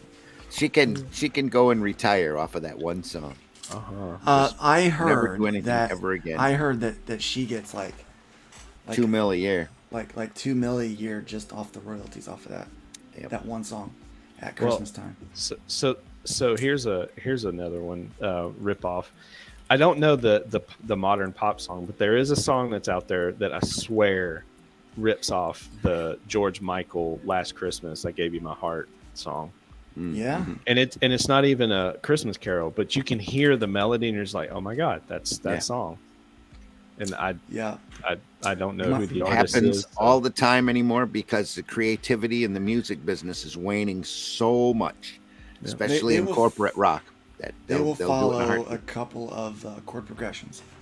Yeah, you've heard of. You've heard of the. What do they call it? The 4-chord. That there's a name Metallica? for it. Oh no, there's a 4-chord progression that power chord. Many songs share. I yeah, can't remember what I've seen that comedy routine. Yeah, where they've gone through and dumped into all of these different songs just by playing the same chord. But there's another guitar, one. There's one called the Royal Road, and that's used a lot in Asian and British music. Okay. It's the same chord progression, and they'll just change the key, but it follows the same chord progression, and so that's why a lot of pop music is derivative, because they're just using a popular chord progression. They're changing the time signature a little bit, but the chords follow the same pattern. I think a lot of it ties down to AI software as well. Yeah, you're getting a lot of that now. Like you can AI can write a song. I just thought of another one, and it's beautiful how it works. I know this is like way off subject, but Rod Stewart's "Young Turks" song, and The Weeknd did a song called "Blinding Lights." And I swear, if you listen to those two, you're like, oh my gosh, where's Rod Stewart needs to hurry up and get in there and sing. It's like, oh, it's this guy. Oh, okay, great. It was they've tied a couple of Lady Antebellum, whose countries, a couple of their songs directly to Alan Parsons. Yeah, you named them. It's Lady A. Get it right. You're not allowed to say Lady Antebellum anymore. That's not my problem. That's their problem. I know it. And honestly, please, I hate it. Just stop. Call yourself something else. Yeah, exactly. Being from Nashville. Don't know what that means. It's like the Dixie Chicks dropped the Dixie. It's like dropping the stars from the Confederate flag and calling yourself Blue X. You know, it's just as ridiculous. It's just stop and call yourself something else. Ridiculous. The Dixie Chicks. South's going to rise up again. Can't call themselves Dixie anymore, so we're just the Chicks. Like old Charlie Daniels was threatening, South's going to do it again. Yeah. Anyway, are they really? That's ridiculous. Well, no, I don't know. I think the next Civil War is going to be more like state for state. I hope. Hopefully, it's going to be neighbor against neighbor. It's keep our already sovereignty. Started, and it's already started. To be honest with you, the next Civil War. It's the animosity against the American flag that's growing that really baffles the hell out of me. Yeah, right. Like, come on, like that means you're racist. I'm proud. I am absolutely proud to be an American, because of what we have done here. We shaped the cultures around the world because of our freedom. And hopefully we're getting more intelligent and empathetic as we go, though it doesn't seem like it lately. Yeah. To be able to absorb other cultures and push that diversity. Yeah. I mean, those other cultures everybody are fun, wants man. to polarize everybody and keep them in their own neighborhoods and all of this. That just doesn't happen. You're not going to be able to keep that for long. No, they're not. I mean, they're not winning. There's a certain amount of built-in bias or prejudice. Okay, prejudice is not always a bad word. Okay, like you grow up wanting to be around people that have the same kind of face that your mother or father had, because there's a familiarity to it, and so you have a natural inclination or prejudice to be around those kind of people. And it just goes the same, like, let me bring up the movie Jerk. Right? He's mad at these cans. He's mad at these cans. I love that movie. I was born a poor black child. I was born a poor black child. Right? Because from his perspective, that's what he grew up in, that's what he was, and that's what he was comfortable with. Right? Yeah. And so he didn't know racism. Racism is a taught. Yeah. Is a learned thing. You don't grow up. Like I remember, being a little kid, and one of my best friends was a black kid, and I didn't look at him like, oh, he's a black kid. I didn't care. He liked Ninja Turtles. I like Ninja Turtles. We both like Ninja Turtles. Right. And I can think back of all of people that I just called friends that now I'm like, oh yeah, that's right. They're black.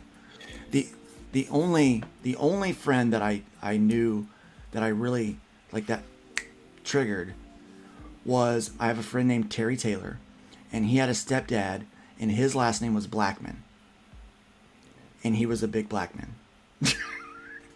And I go, he's aptly named. That is really on the nose. Most times, your name is your destiny. Yeah. That's like, well, he was born into it, literally, on both cases, right? Yeah. And so we would have a laugh about that. But Terry and I, man, we were a couple of nerds. One of my favorite stories about Terry is he got in trouble at the school. We went to the Christian school together. He got in trouble at school, and they were gonna paddle him. And so the next day when he came in, they were gonna get paddled. So he comes in, and we're like, man, today's the day, dude. And he's like, yeah, I know. He's smiling, he's laughing, and I'm like, what are you laughing about? And he pulls his belt down a little bit, and he's got layers of shorts on underneath his pants, right? He is padded up back there. And so he goes in, and he gets paddled. He's laughing. We can all hear outside the office. He's laughing, right, at the principal. And we were like, oh my gosh, And finally, I mean, the principal was the pastor of our church, and he was not happy about this. He made him go take off all the pants except for one pair, right? And he brought him back in, and he, I mean, probably more than what legally he should have, got into Terry's backside. He had welts on his butt for weeks. Terry come out bawling, man. Yeah, and I was like, dude, you should have just taken it. You went too far. You went too far, man. But yeah, Terry, to this day, I found him again on Facebook, man. I love that guy. He's a lot of fun, man. I miss that dude. But we were just Terry, a couple troublemakers. Terry, how's that? How's that backside feeling, man? Have you recovered yet? I know it's been 25 years, but have you recovered yet? Now, did the paddle have holes drilled in it? Yeah. Knock out the air resistance? Yes. Ooh. Yeah, it was, yeah. Those welts were there then. Yeah. Yeah, they were there. Oh, yeah. Yeah. Yeah. So it's, yeah, it's, yeah, I think that's the thing. We need to embrace our differences in our cultures and stuff like that. And instead of trying to separate ourselves. I mean, I can get on tangents about this all day long. As with everything, education is the key. Yeah, and I think we can laugh about it. I think instead of trying to ignore our differences, like let's have a laugh about it. Like I said, all white guys look the same to me. We all have similar faces. That's our European roots. That's the problem with comedy nowadays is we've lost the ability to laugh at ourselves. Yeah, yeah. And to take a joke, have a sense of humor. That is absolutely true. And yeah, I think until we can get to the point where we can laugh at ourselves again, we're gonna keep having more of what we're having because people are just they're so miserable. Yep. They're wound way too tight. Yeah. Well, like see my grandpup. This is Chloe. Chloe loves Pop. She likes to hang out while I'm drawing. She likes to stop me so that I can pet her. She refuses. She refuses to leave me alone during the day. But yeah. So my daughter made it through her 20s. I mean, made it through her teens into her 20s, and she goes, "Look, I defeated teen pregnancy." So I didn't. So I'm getting a dog. dog. So I'm buying a Pomeranian. And I said, "All right, let's treat yourself." Treat yourself. But yeah, so there is a natural inclination, I think, for people to, want to be around people that they look like or that they're familiar with, what they feel as family or friends. And that could be different based on how you're raised. Like there's churches here that are, like Korean churches, and they are together because they speak the same language, they understand each other's culture. But the thing is we need to be proactive in educating ourselves about other people's cultures as well. It's like let's bring some of these things in, and that's where the ignorance of a song like this, do they know it's Christmas time? That's where the ignorance of a song like that comes in. Mm-hmm. Is not understanding the culture. Like, of course they don't have snow, and that's okay. Yet they don't probably celebrate Christmas. So why would you want to impose your holiday on them that doesn't celebrate that? Do you want them to impose some holiday that they celebrate on you? No. I mean, that's kind of the American spirit. Don't tell me what to do, so why are we going to tell other people what to do or how to live? Well, I guess that's why I'm a libertarian. Don't tell me how to live, and I won't tell you how to live. Do what you want, just don't hurt anybody. Yeah. It's just a desperate need for empathy out there. There really is. Now, I'll tell you, post this nap, I am extremely empathetic. But I'm empathetic, but I have no sympathy. Like, I'm like, oh man, I feel bad for where you're at, but man, get yourself out of it. You know, like, don't sit there and whine about it. Let's welcome our TikTok viewer today, Key Goshima.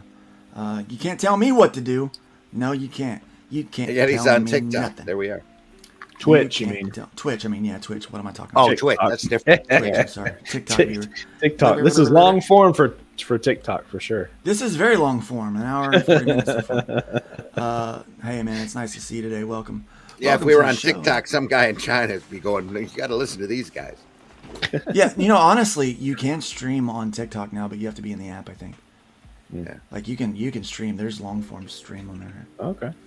Yeah, people do that now. It's weird. Everyone wants to do that, you know, and, you know, like, we're streaming to 3 Facebook locations. How else is the CCP going to keep track of us? Right, yeah. Yeah, I think it's funny. Like, my whole life, like, people know so much about me because of the internet.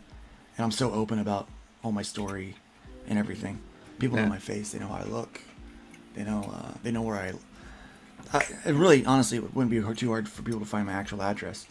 So I tell people, it's like, look, if you swing by and you're like, hey, I'm a fan, I'm a friend, then I'll invite you in and we'll have I'll make you a coffee, we'll have a bite, we'll talk, I'll show you around the office. But if you come messing about, Florida is a stand your ground state. Stand your ground state. Yeah. We got a castle law here, and I'm telling you, I am a Second Amendment guy. I'm all about the First and Second Amendment. So I make no qualms you can't about have that. the first. You can't have the first without the second. I think that's the thing. Yeah, it's like, our founding fathers knew. It's like, look, you can say whatever you want, but if you're going to do that, you better be packing. That's it. You got to back it up. Yeah, you're probably gonna have to pack. But but the packing helps defend the first. It's like. It was also there to keep a revolution from, or a dictatorship from happening again as well. It really is. The Florida Man is well. There is a book called Florida Man. We were talking about the Punisher yesterday. Yesterday. Yeah. It's been that long, guys. We've been streaming that long. Yeah, Micro. Dolph Lundgren. We were talking about Punisher. My favorite Punisher run of comics is by Mike Barron. Uh-huh. And Mike Barron writes a book called Florida Man. Yeah. And I swear he has not interviewed me for that book at all. Like, that book is not about me. Some of it shines really close to home. It gets a little, I'm like, but it is not about me. But it could be. But yeah, I here's my goal every day. I just try not to be that today a man from Florida news. I just try not to be a man from Florida news. It's my goal. I mean, if I can avoid being in the headlines and today a man from Florida ... I just don't want to, that's I think I'll win. It's all abbreviated now. That's where they get the superhero. Florida Man does this. Yeah. Florida Man, yeah. Florida Man robs a convenience store with an alligator. That was real. Okay, that was real. And he wasn't robbing the convenience store. He knew them. He knew the people at the convenience store. And that was his pet alligator. And later, he ate that alligator. So, yeah. It's different here. It's an eat or be eaten world. No, thank you. I like it here. It's different. So I live in Jacksonville, Florida, which is about as far northeast as you can get in the state. There's only one little town, less than 40 minutes I can be over the border. If I just head right up 95, because I'm right off 95. I head right up and I can be in Georgia. So this is more like South Georgia than it is North Florida. It's the same basic vibe, and it's fun. It's fun here. They love God, booze, and their guns. And wrestling. Not always in that order. Football, college football is big here. Alligator wrestling. Yeah, it is Florida Gators versus Georgia Bulldogs. Hardcore in Jacksonville. The Gator Bowl is done in Jacksonville every year. Okay. I need to get me some of that some Seminole jerseys and hats, like get some apparel going. You a Seminole fan? I love the fact that they that mascot isn't going anywhere because it has to do with the tribal, the tribal council wills it so, and I like that. Yeah, it's not to go off on that tangent, but I'm just well. saying, Here's the thing: we haven't always had the greatest relationship with the Native Americans in this region. I mean, there was a bloody war that was fought, but no, there's still a huge respect for that culture. I mean, Florida, especially this area, was a swamp, okay, and very harsh terrain. In fact, where people came in St. Augustine, like when they would use this land to kill their enemies just because of the terrain itself. Because if they got lost in this area, they're going to die. I mean, everything wants to kill you, the sun included, right? So these are people that lived here, chose this as their home, and flourished in this area, in this swampy area, this dangerous land. Flourished in this area. And they even had trade routes with other Native American cultures. And so they would run trade from up by where you're at in Michigan all the way down here to Florida. And they found artifacts that were Florida stuff up there, because they had shells and all that kind of stuff here. They had different resources being in the water, but then there was stuff that they didn't have, that they would get from other places. And the Native American culture, like, we just don't realize how rich it was. It wasn't. We call it, when we say the word native, we think, like they live like cavemen. Not really. Not really. No. I mean, they had simple structures and stuff like that. Technology. They weren't building big skyscrapers or anything. But if we would have left them alone, this land would be flourishing with different Native American tribes. Well, they also had a totally different set of beliefs. They didn't believe in cohabitating together on top of one another. Yeah, they knew the land. Spread out. They understood the land. They used the land, and they spread out. Yeah. They wouldn't have tore down trees to make a parking lot. That wouldn't happen. No. You'd see a lot of roving bands still running up and down the prairie. That would have been nice. A whole different whatever college. You do.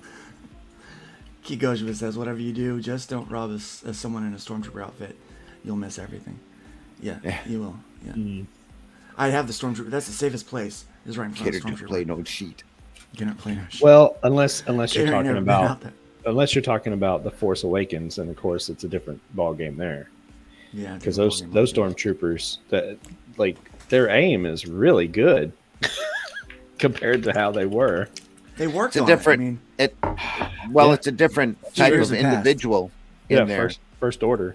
The stormtroopers in 4, 5, and 6 are the same clone batch used over and over again. And okay, now let me ask you. Stormtroopers in Force Awakens were actually grown in test tubes with numbers. Yeah. But let me ask you that. Let me ask you this. DNA. Django can't miss, right? Mm-hmm. So what the heck happens? Or Django? I'm sorry, Django. Yeah. Django, he doesn't miss, and neither does Boba Fett. So what the heck happened to those clones? It's almost like the Caminos were like, yeah, we'll show you. Hey, that's exactly what it was. Empire, hey, you know what? Let's screw up their sense of direction and their sense of aim. It'll be great. Yeah. Hey, if we tweak let's this DNA strand and that one, it'll be great. Yeah, well, but of course, if you get real like nitty gritty with it, when they created those clones, they thought they were doing it for the Jedis. That's true. They did. And really did. That's even darker. Like even when you're looking at it, you were supposed to bring balance to the Force. Well, they did. I mean, Anakin did. It went down to 2 and 2 instead of a whole bunch of Jedi cops, space cops, to not that many Sith. I mean, let's be honest. They really did enforce whatever the politicians said, and the politicians were corrupt. Exactly. They just took it. Just because you're in power doesn't mean you're good. Exactly. Like that's what people don't understand. Just because you're in power does not mean you're good. And I really I like. didn't understand That's that. what I love about I it. really like the Bendu explanation in Rebels. If you ever get to see that, Yeah, very that good. and that's all. That's all canon. If you haven't watched Clone Wars and Rebels, you haven't seen half of Star Wars, literally. But the Yeah. Bendu creature looks at the main Jedi character, who's not Ezra, but the other one, Jonah. Looks at Jonah and goes, "You guys are all wrong. You're not supposed to be all white. You're not supposed to be all black. You're supposed to be gray. The combination Yeah. of both sides together. That's the only real way to use the Yeah. Force." Yeah. That's what balance, Balance. means. That's what balance in the Exactly. Force meant. Yep. Yeah. You know, they just misinterpreted the prophecy. Which, Yeah. I mean, I can get that, you know, as a Christian, as a, you know, someone that studied theology. There's a lot of people out there that just misinterpret what Scripture's saying. Right. You know, a lot of times. And here's the other thing. It's like, they're like, oh, well, I found this new truth. Here's the thing. Truth has memory. It has history. Truth doesn't change. There's no new truth. Truth has always been truth.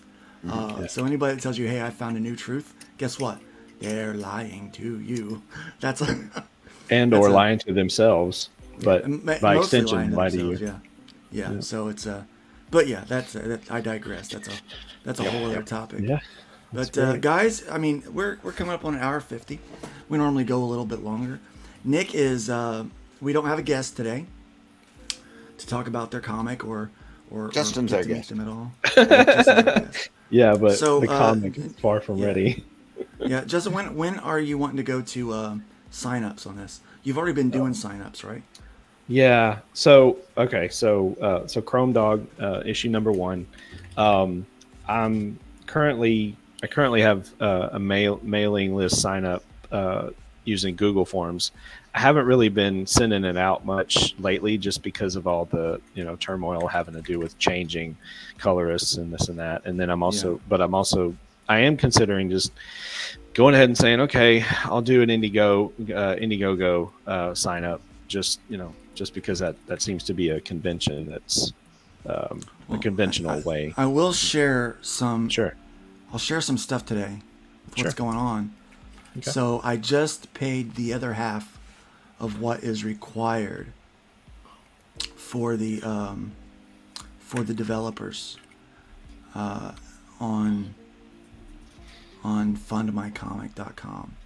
So we are moving along on this. Okay. So here's what we've got: a feature list that will officially be launched Saturday or Sunday. We're going to put it out. They're putting a media package together for us to present all this. But this is some of the preliminary stuff that we got. So they sent us this. Here is a. Let me go to the. I want to do the desktop version first. So here's the desktop version of what the UI is going to look like. We had them redo colors for us because we felt like the colors were just a little too much. We want to do more of a classic comic book tone, but we didn't want to be in dark mode. As a designer doing stuff for people, I believe that a lot of sites are going to go dark mode next year. I think that's where they're going to go. Having said that, the aerocomics.store site that I'm building is not in dark mode because it looks better in bright mode. But so yeah, this will be our basic layout. We'll have featured campaigns up here at the top. Then we'll have what's new. So a new comic, new game. So even though this is fundmycomic.com, we will be doing comics and games both. And then we have this little how it works section, pretty simple. And this is where you can get started. You sign up, you start building your campaign there. And then we have some staff picks. And so these are all, obviously Chainsaw Man is not on the site, and Gatefall is not. This is just stuff the designers pulled in to kind of show it off. Placeholders. Placeholders, yeah. So that is our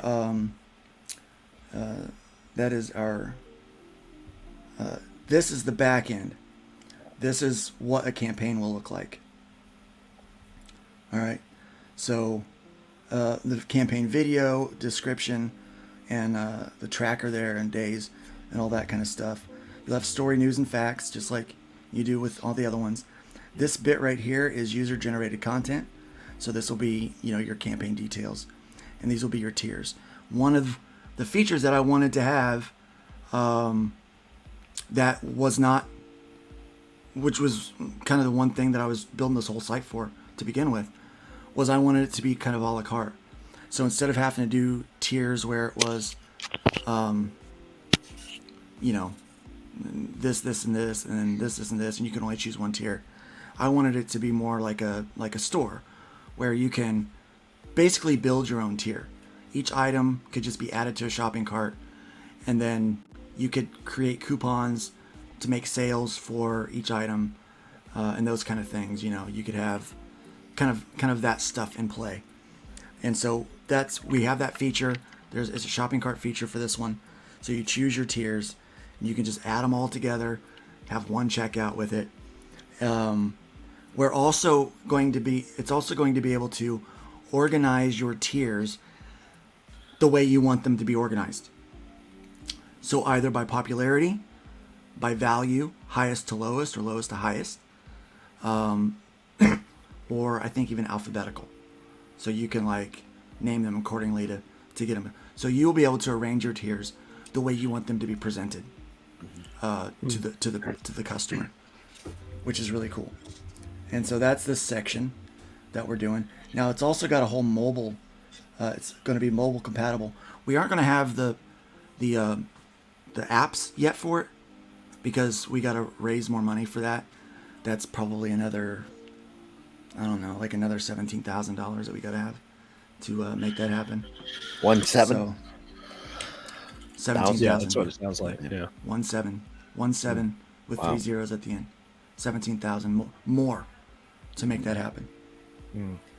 This is quite an investment. I'm not gonna lie. This is quite an investment. Yeah. Well, I'll say it now. Like I'm all for jumping on board with this as far as trying to crowdfunding or however whatever terminology we use. There shouldn't be the sole one that you start out with. Okay. Because I'm going to be doing multiple. I'm launching on this site, but I'm also going to have some other ones. But this will be my primary one for now because we keep more of our money. So should you cycle them or should you simulcast? Like, what's the strategy? Do you think? I think I'm going to cycle them, and I'm going to make each platform that I use have a special feature.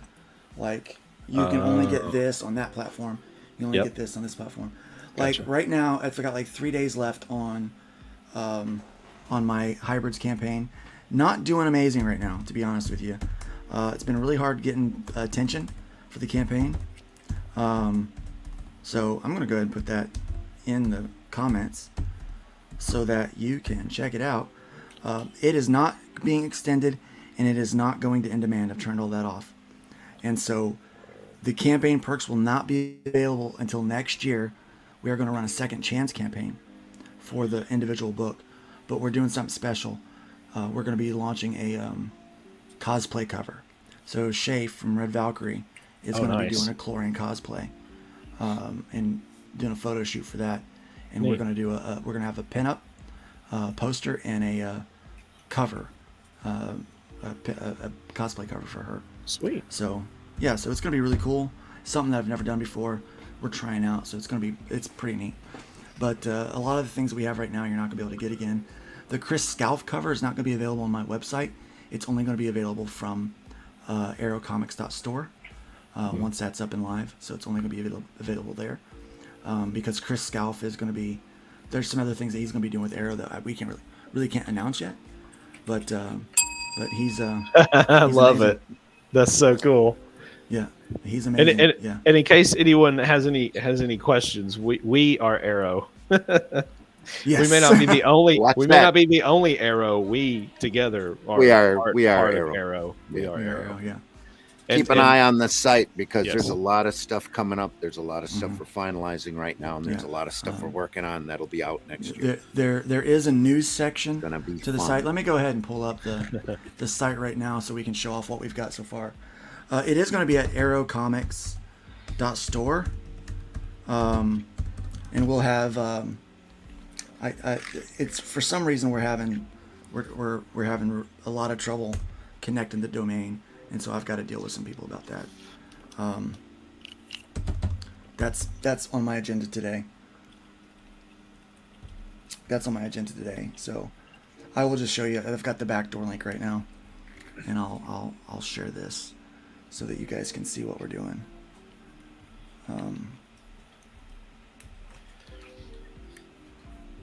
There you go. Man, Pregnant Pause brought to you by Boomer. There we are. I'm not even a boomer. I'm just really clunky. Just want to say I'll be doing a lot of conventions next year through the Midwest at least, and depending upon how my schedule falls. Yeah. So here's what we got with the aerocomics.store. Right now it's at aerostore.squarespace.com because we're having trouble linking for some reason it's just not wanting to link up. So I've got to deal with that today. We only have one book up there right now, but this is just because it was what I had available. I wanted to show like kind of what this is going to look like. So nice, fun, animated section up here. We have a neat about section. Here's news. We're going to constantly be updating this thing. And it's just a simple, like right now it's just this new storefront. But there's going to be a list of articles. And Randy's going to be writing articles. I'll be writing articles. Other people will be writing stuff about what we're doing. And so they'll, convention appearances, new comics that are coming out, when we can announce, different things, all that stuff's going to be up there. We'll have an expanded history section on there too, talking we've about already got the that. legacy that is Arrow Comics. We've already got that. If you go to the About section, you can check out the creators.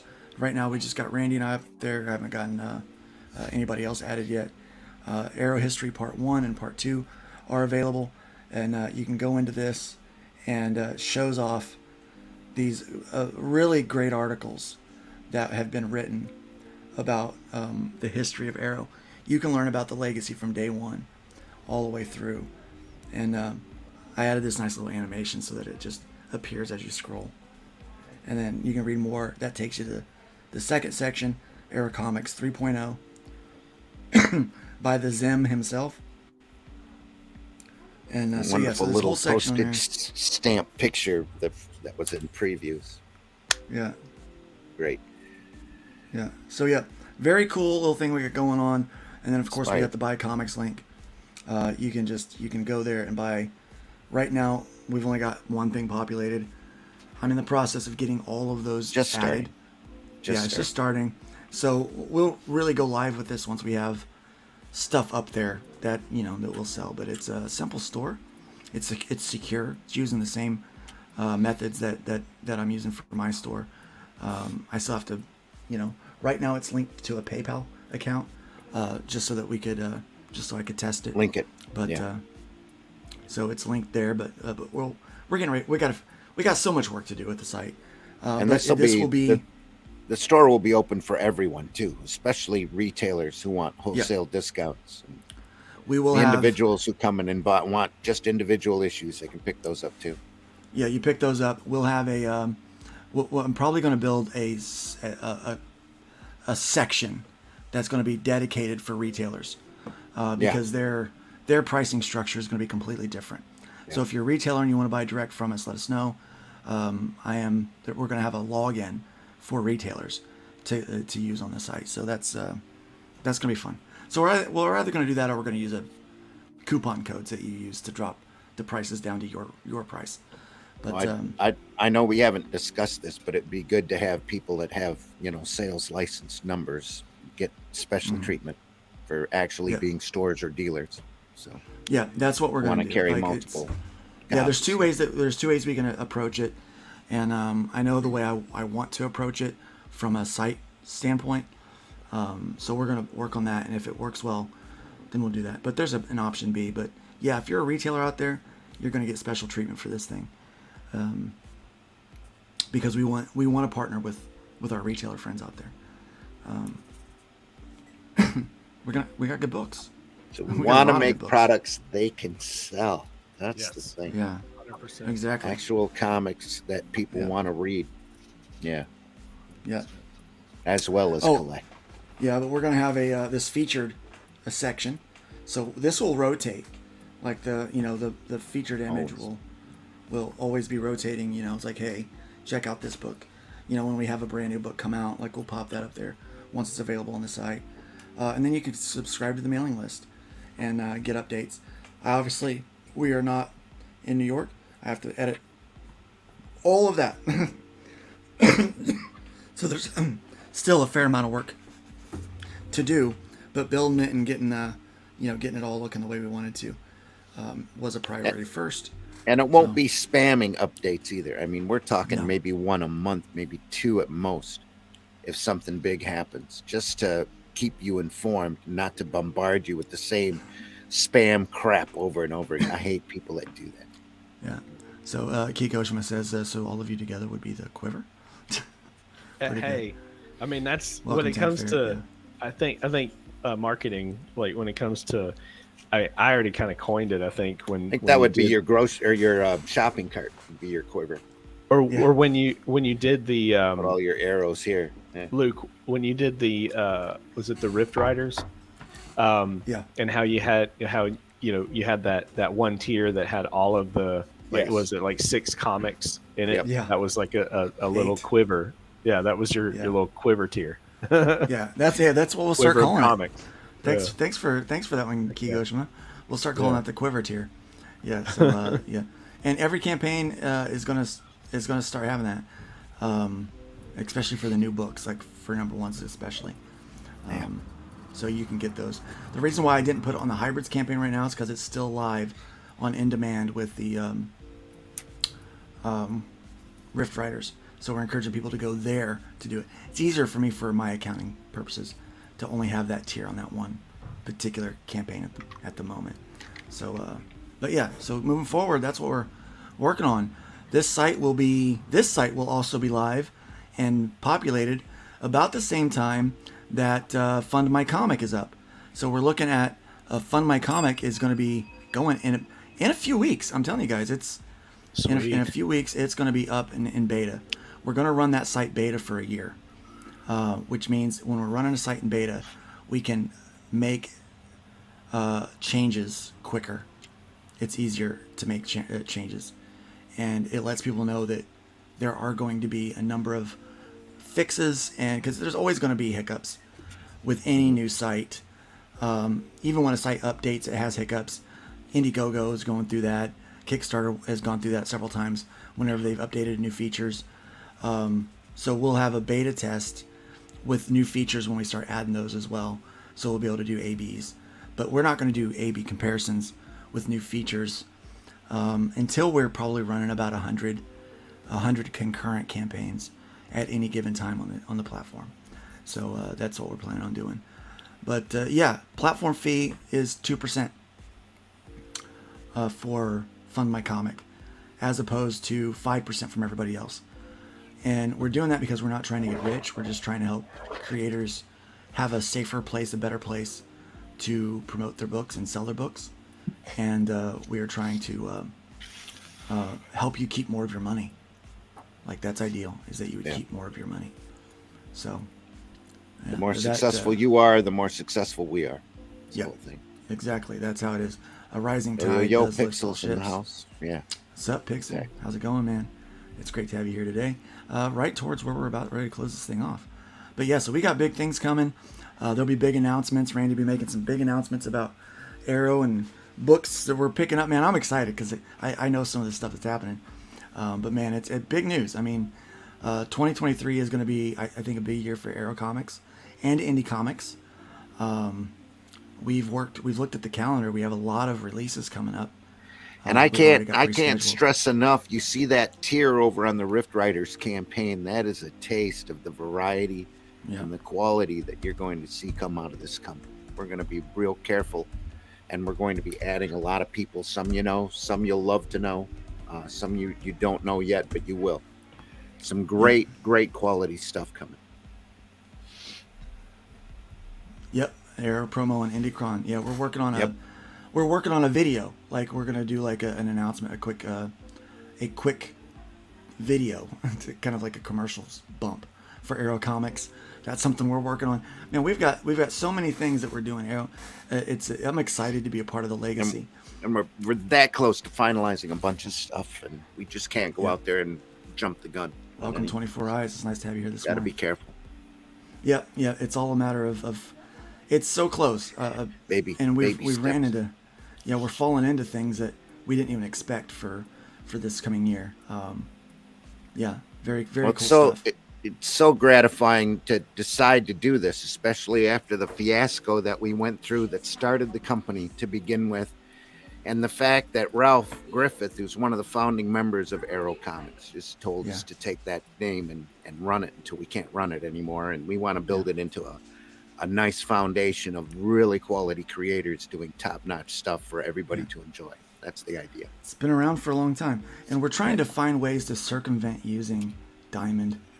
It may be an avenue we have to eventually go down, but let's be honest, a lot of people are trying not to use Diamond, especially smaller publishers. We may do it, but we want to do it out of a matter of convenience, not out of a matter of necessity. Exactly. So, and part of that is to, be able to sell directly to you guys. And we don't have to crowdfund. Here's a cool thing. Yeah. We don't have to crowdfund everything. Some of these books are just ready to go. Not everything will be crowdfunded. Yeah. Yeah. So we'll be announcing. Getting to that place where I can just be free to write and create stuff. Yeah. But everything we do, for as long as we have it in stock, will be available at the store. Yep. That's the whole key. So right now it's arrowcomics.store is where it will be live. It is not linked yet, so we're in the process of making that happen. There's some technical stuff that is not working. Always. It's just a glitch, and it takes time. Every time it doesn't work, it takes another 72 hours to reset, apparently, or up to 72 hours to reset. So we're working on that. It's just been a headache. So thankfully, I've got a lot of really good web people in my quiver to get this stuff kind of worked out for me and stuff. So we will be live. So there is an arrowcomics.com, and that is an official site, but it's ran by Scott Moore, who was the publisher on Arrow Comics 3.0. He has Galaxy Comics up in Saginaw, and he's incredibly busy trying to keep his business rolling and running. And he expanded out last year to about double the size, and has a huge warehouse space and so many. He's been running a major collection the last 3 or 4 years where he's getting stuff slabbed, and he had a long-time customer of his store pass who collected one of everything that was Marvel. And he's currently moving through that collection, and it's taking up a lot of his time, that and running the store in general. And so he's not able to devote a lot of time to arrowcomics.com. Yeah. But everything there is official. Everything there is available. Depending upon what you can get to. And he's been putting that site together, but his time is very limited. Yeah. So there's not much on that site, and so not much, no. So so we created the store so that it's more of a retail hub for you guys and for retailers. So that's what we're doing. And I think it's safe also to say that everything from this point on will be Arrow Comics, not Arrow Comics 4.0.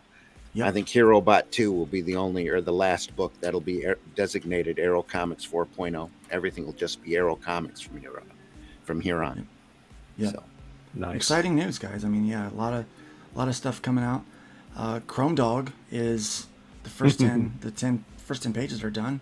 We'll run that as an ash can soon, and I just have some lettering to do on it and a couple pre-press things, and it'll be ready to go, man. It's exciting news. Yeah. So yet another title. The art is moving along on Rift Riders just fine. So we're looking at still being able to get that book out. Probably right now it looks a little bit like maybe ahead of schedule, but we're not going to push ourselves too much to try to do that. We just want to make sure it gets out on time. If we can go ahead of schedule, then we'll be happy with that. And as we add more products to the Arrow Comics site, HeroBot 2 is at the printers right now, and that HeroBot 02 will be available here shortly. But as soon as we can put it on the site, it'll be available on the site. Yeah, it'll be up. And then, we're working on that again. Yeah, working on that This And that's this got week, a next week, Scott yeah. Rosema cover and with colors by Eric Hodson and a great story inside by Peter Seckler, who runs through the chats as Empyrean Vole. It's got a couple of stories from me in it, and it's just We're working just on a really great cool book. cover for issue 3. Great product, yeah. You know, we're working on a really cool cover, something different, something really different. But it's It'll really be fun. cool. Very excited. Book's very meant to be excited. fun. So It is fun. It's a great thing. So yeah, that's what we got going on right now with Arrow Comics, and Lookstone Studios has a bunch of stuff coming out, which will probably all be, will definitely all be Arrow Comic stuff. Yeah. So yeah, so good stuff. Anyway. Good stuff, man. Yeah. So we are not slouching. We are working hard right now. yeah, Loud sneezer. Yep, you heard that, didn't you? Uh-huh. It's all right. Yeah. So, all right. Well, I think it's been a pretty good day. We've had a pretty productive day. Fun conversation. Thank you guys. Remember, Nick's not with us today because his son is sick and he had to take him to the doctor. Hope he's doing all to right. urgent care. So Xander. yeah, please be praying for Xander, and then Nick is a very attentive father. He's a good dad. He's a good friend, and a great collaborator. Oh yeah, I forgot. The game is launching in January, and yeah, it's very cool because I just talked with the guy doing the layout for the pages, and so we're working that all out and getting that all arranged. Just so many cool things happening next year. It's coming along. It is. Yeah, it's gonna be a big year. Hopefully, I think the sales will be there. I think the market will be better. Right now, this has been a bad month for a lot of people crowdfunding. Books have not been doing the numbers that we thought they would do. I mean, it's so hard to pinpoint why, but economy. It's not just the economy of dollars; it's an economy of attention right now too. Yeah. So we're fighting those battles. So yeah, there's a few reasons I think. Yep. A few things that go behind it, but Absolutely. yeah. So I believe next year will be better, especially mid-January to February. Things will start picking up again. We'll see. I think February will be a big year, So. a big month. Fingers crossed. Yep. Yep. So, Justin, tell them where they can find you, man.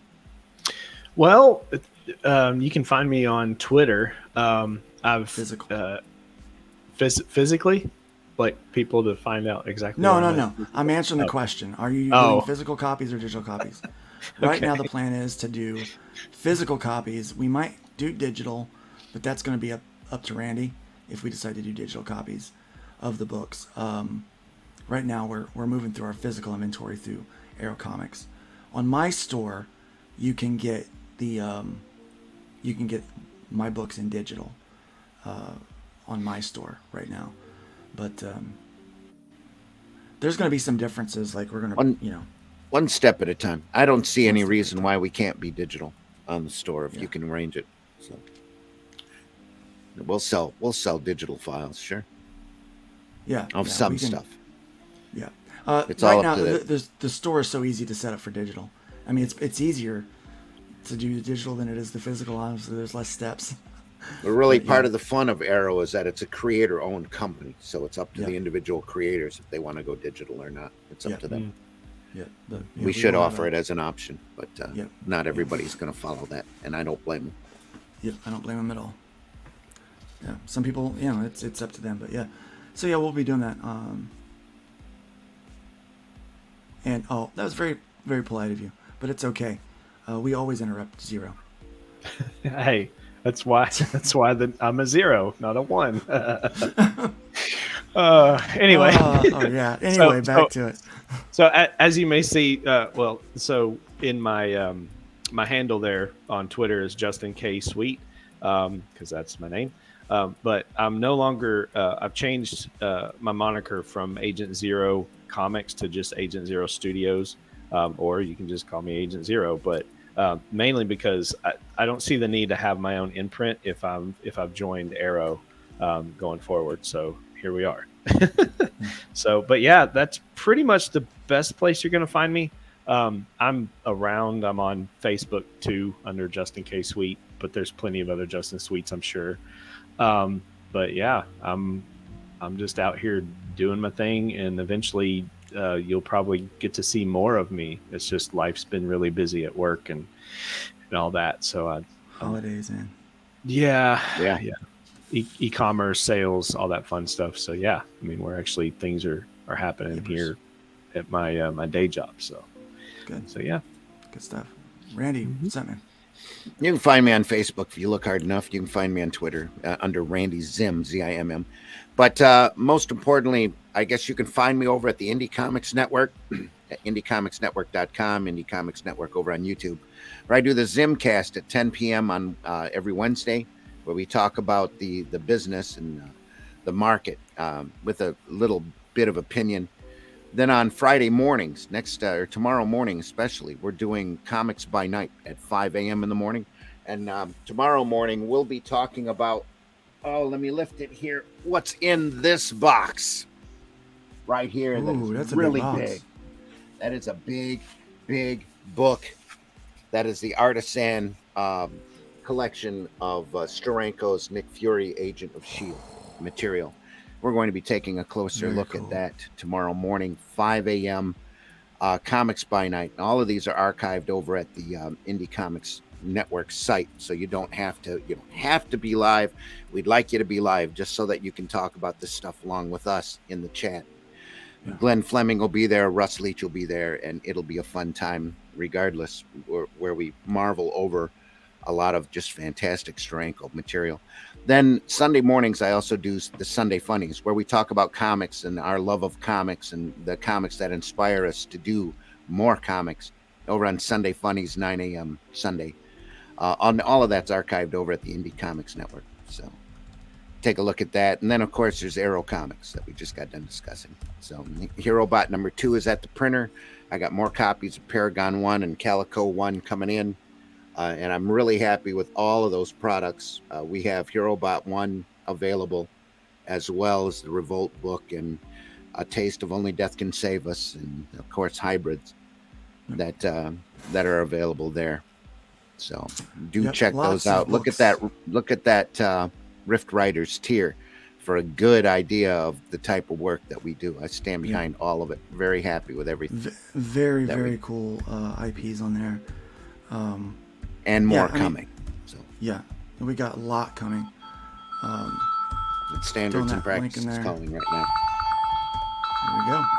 There we go. Check that out. I'm Luke Stone. You can find me at lukestonestudios.com. I've got a lot of links up there. I'll be, I think I'm going to be implementing my blog again. So I'm going to be doing some articles for that. I might start doing more educational things. Don't forget to check out some of my uploaded videos on YouTube. Right now I've got a uploaded video that's doing pretty well. How to sell your indie comic. You might find it very useful. I found a new format for how I want to do these videos, so that I actually have some time, so I can get some drawing done and get a video done at the same time. So we got to just keep we got to keep the hands busy, man. We can't not do it. Keep working.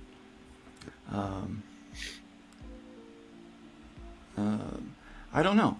I might get some bots. Yeah, I might get some bots. I don't know. I'm thinking about getting it's on my Christmas list. The little stream deck, so I can do things. I mean, I've got all kinds of plans, but yeah. I got a new tablet. I ordered it. It was on sale for Black Friday. Merry Christmas to you. It is. My wife says it's going under the tree. You can't open it until Christmas. Yep. It's the 24-inch tablet. So I've got a 20 right now. Cool. Yeah, so it's pretty. Ask anybody. 4 inches are important. So. Yeah, I did get the Ueon one. I got the Ueon 24 Pro, not the Pro. Maybe it's the I can't remember, but it's a great tablet. It is. I can't wait to. So I'll be doing that. And I'll be selling this one. So this guy will get sold off. It'll go to a good home, somebody that needs it. It's drawn a lot. I've drawn a lot of comic books with it. Done a lot of art off of it. But that 24-inch one, yeah. I told my son, I said, ask any guy, 4 inches matters. And he just laughed. But also keep in mind something I learned from my wife. She says sometimes there is such a thing as too big, so be careful. Yeah, I think 32 inches would be too big for me. I think what I like about 24 is I may not use a bigger canvas, like more drawing space. Mm-hmm. I'll have more on the screen. Yeah. I'll be able to have more on the screen of my tools and stuff, so it's easier to navigate. Yeah, I think that's what I have here is a 24. So yeah. So looking forward to it. It's gonna be fine. He also says any woman will say 4 inches is important. That's about the average size of a credit card. That's great. That's good, man. All right, and with that, I think that wins. That wins the day right there. So remember, try to build up more than you tear down. A lot of people out there ripping things apart. Build something, make something, be creative. Try to leave the wood pile higher than you found it. And by all means, my friends, please be careful out there. Let's be careful out there. Let's be careful out there.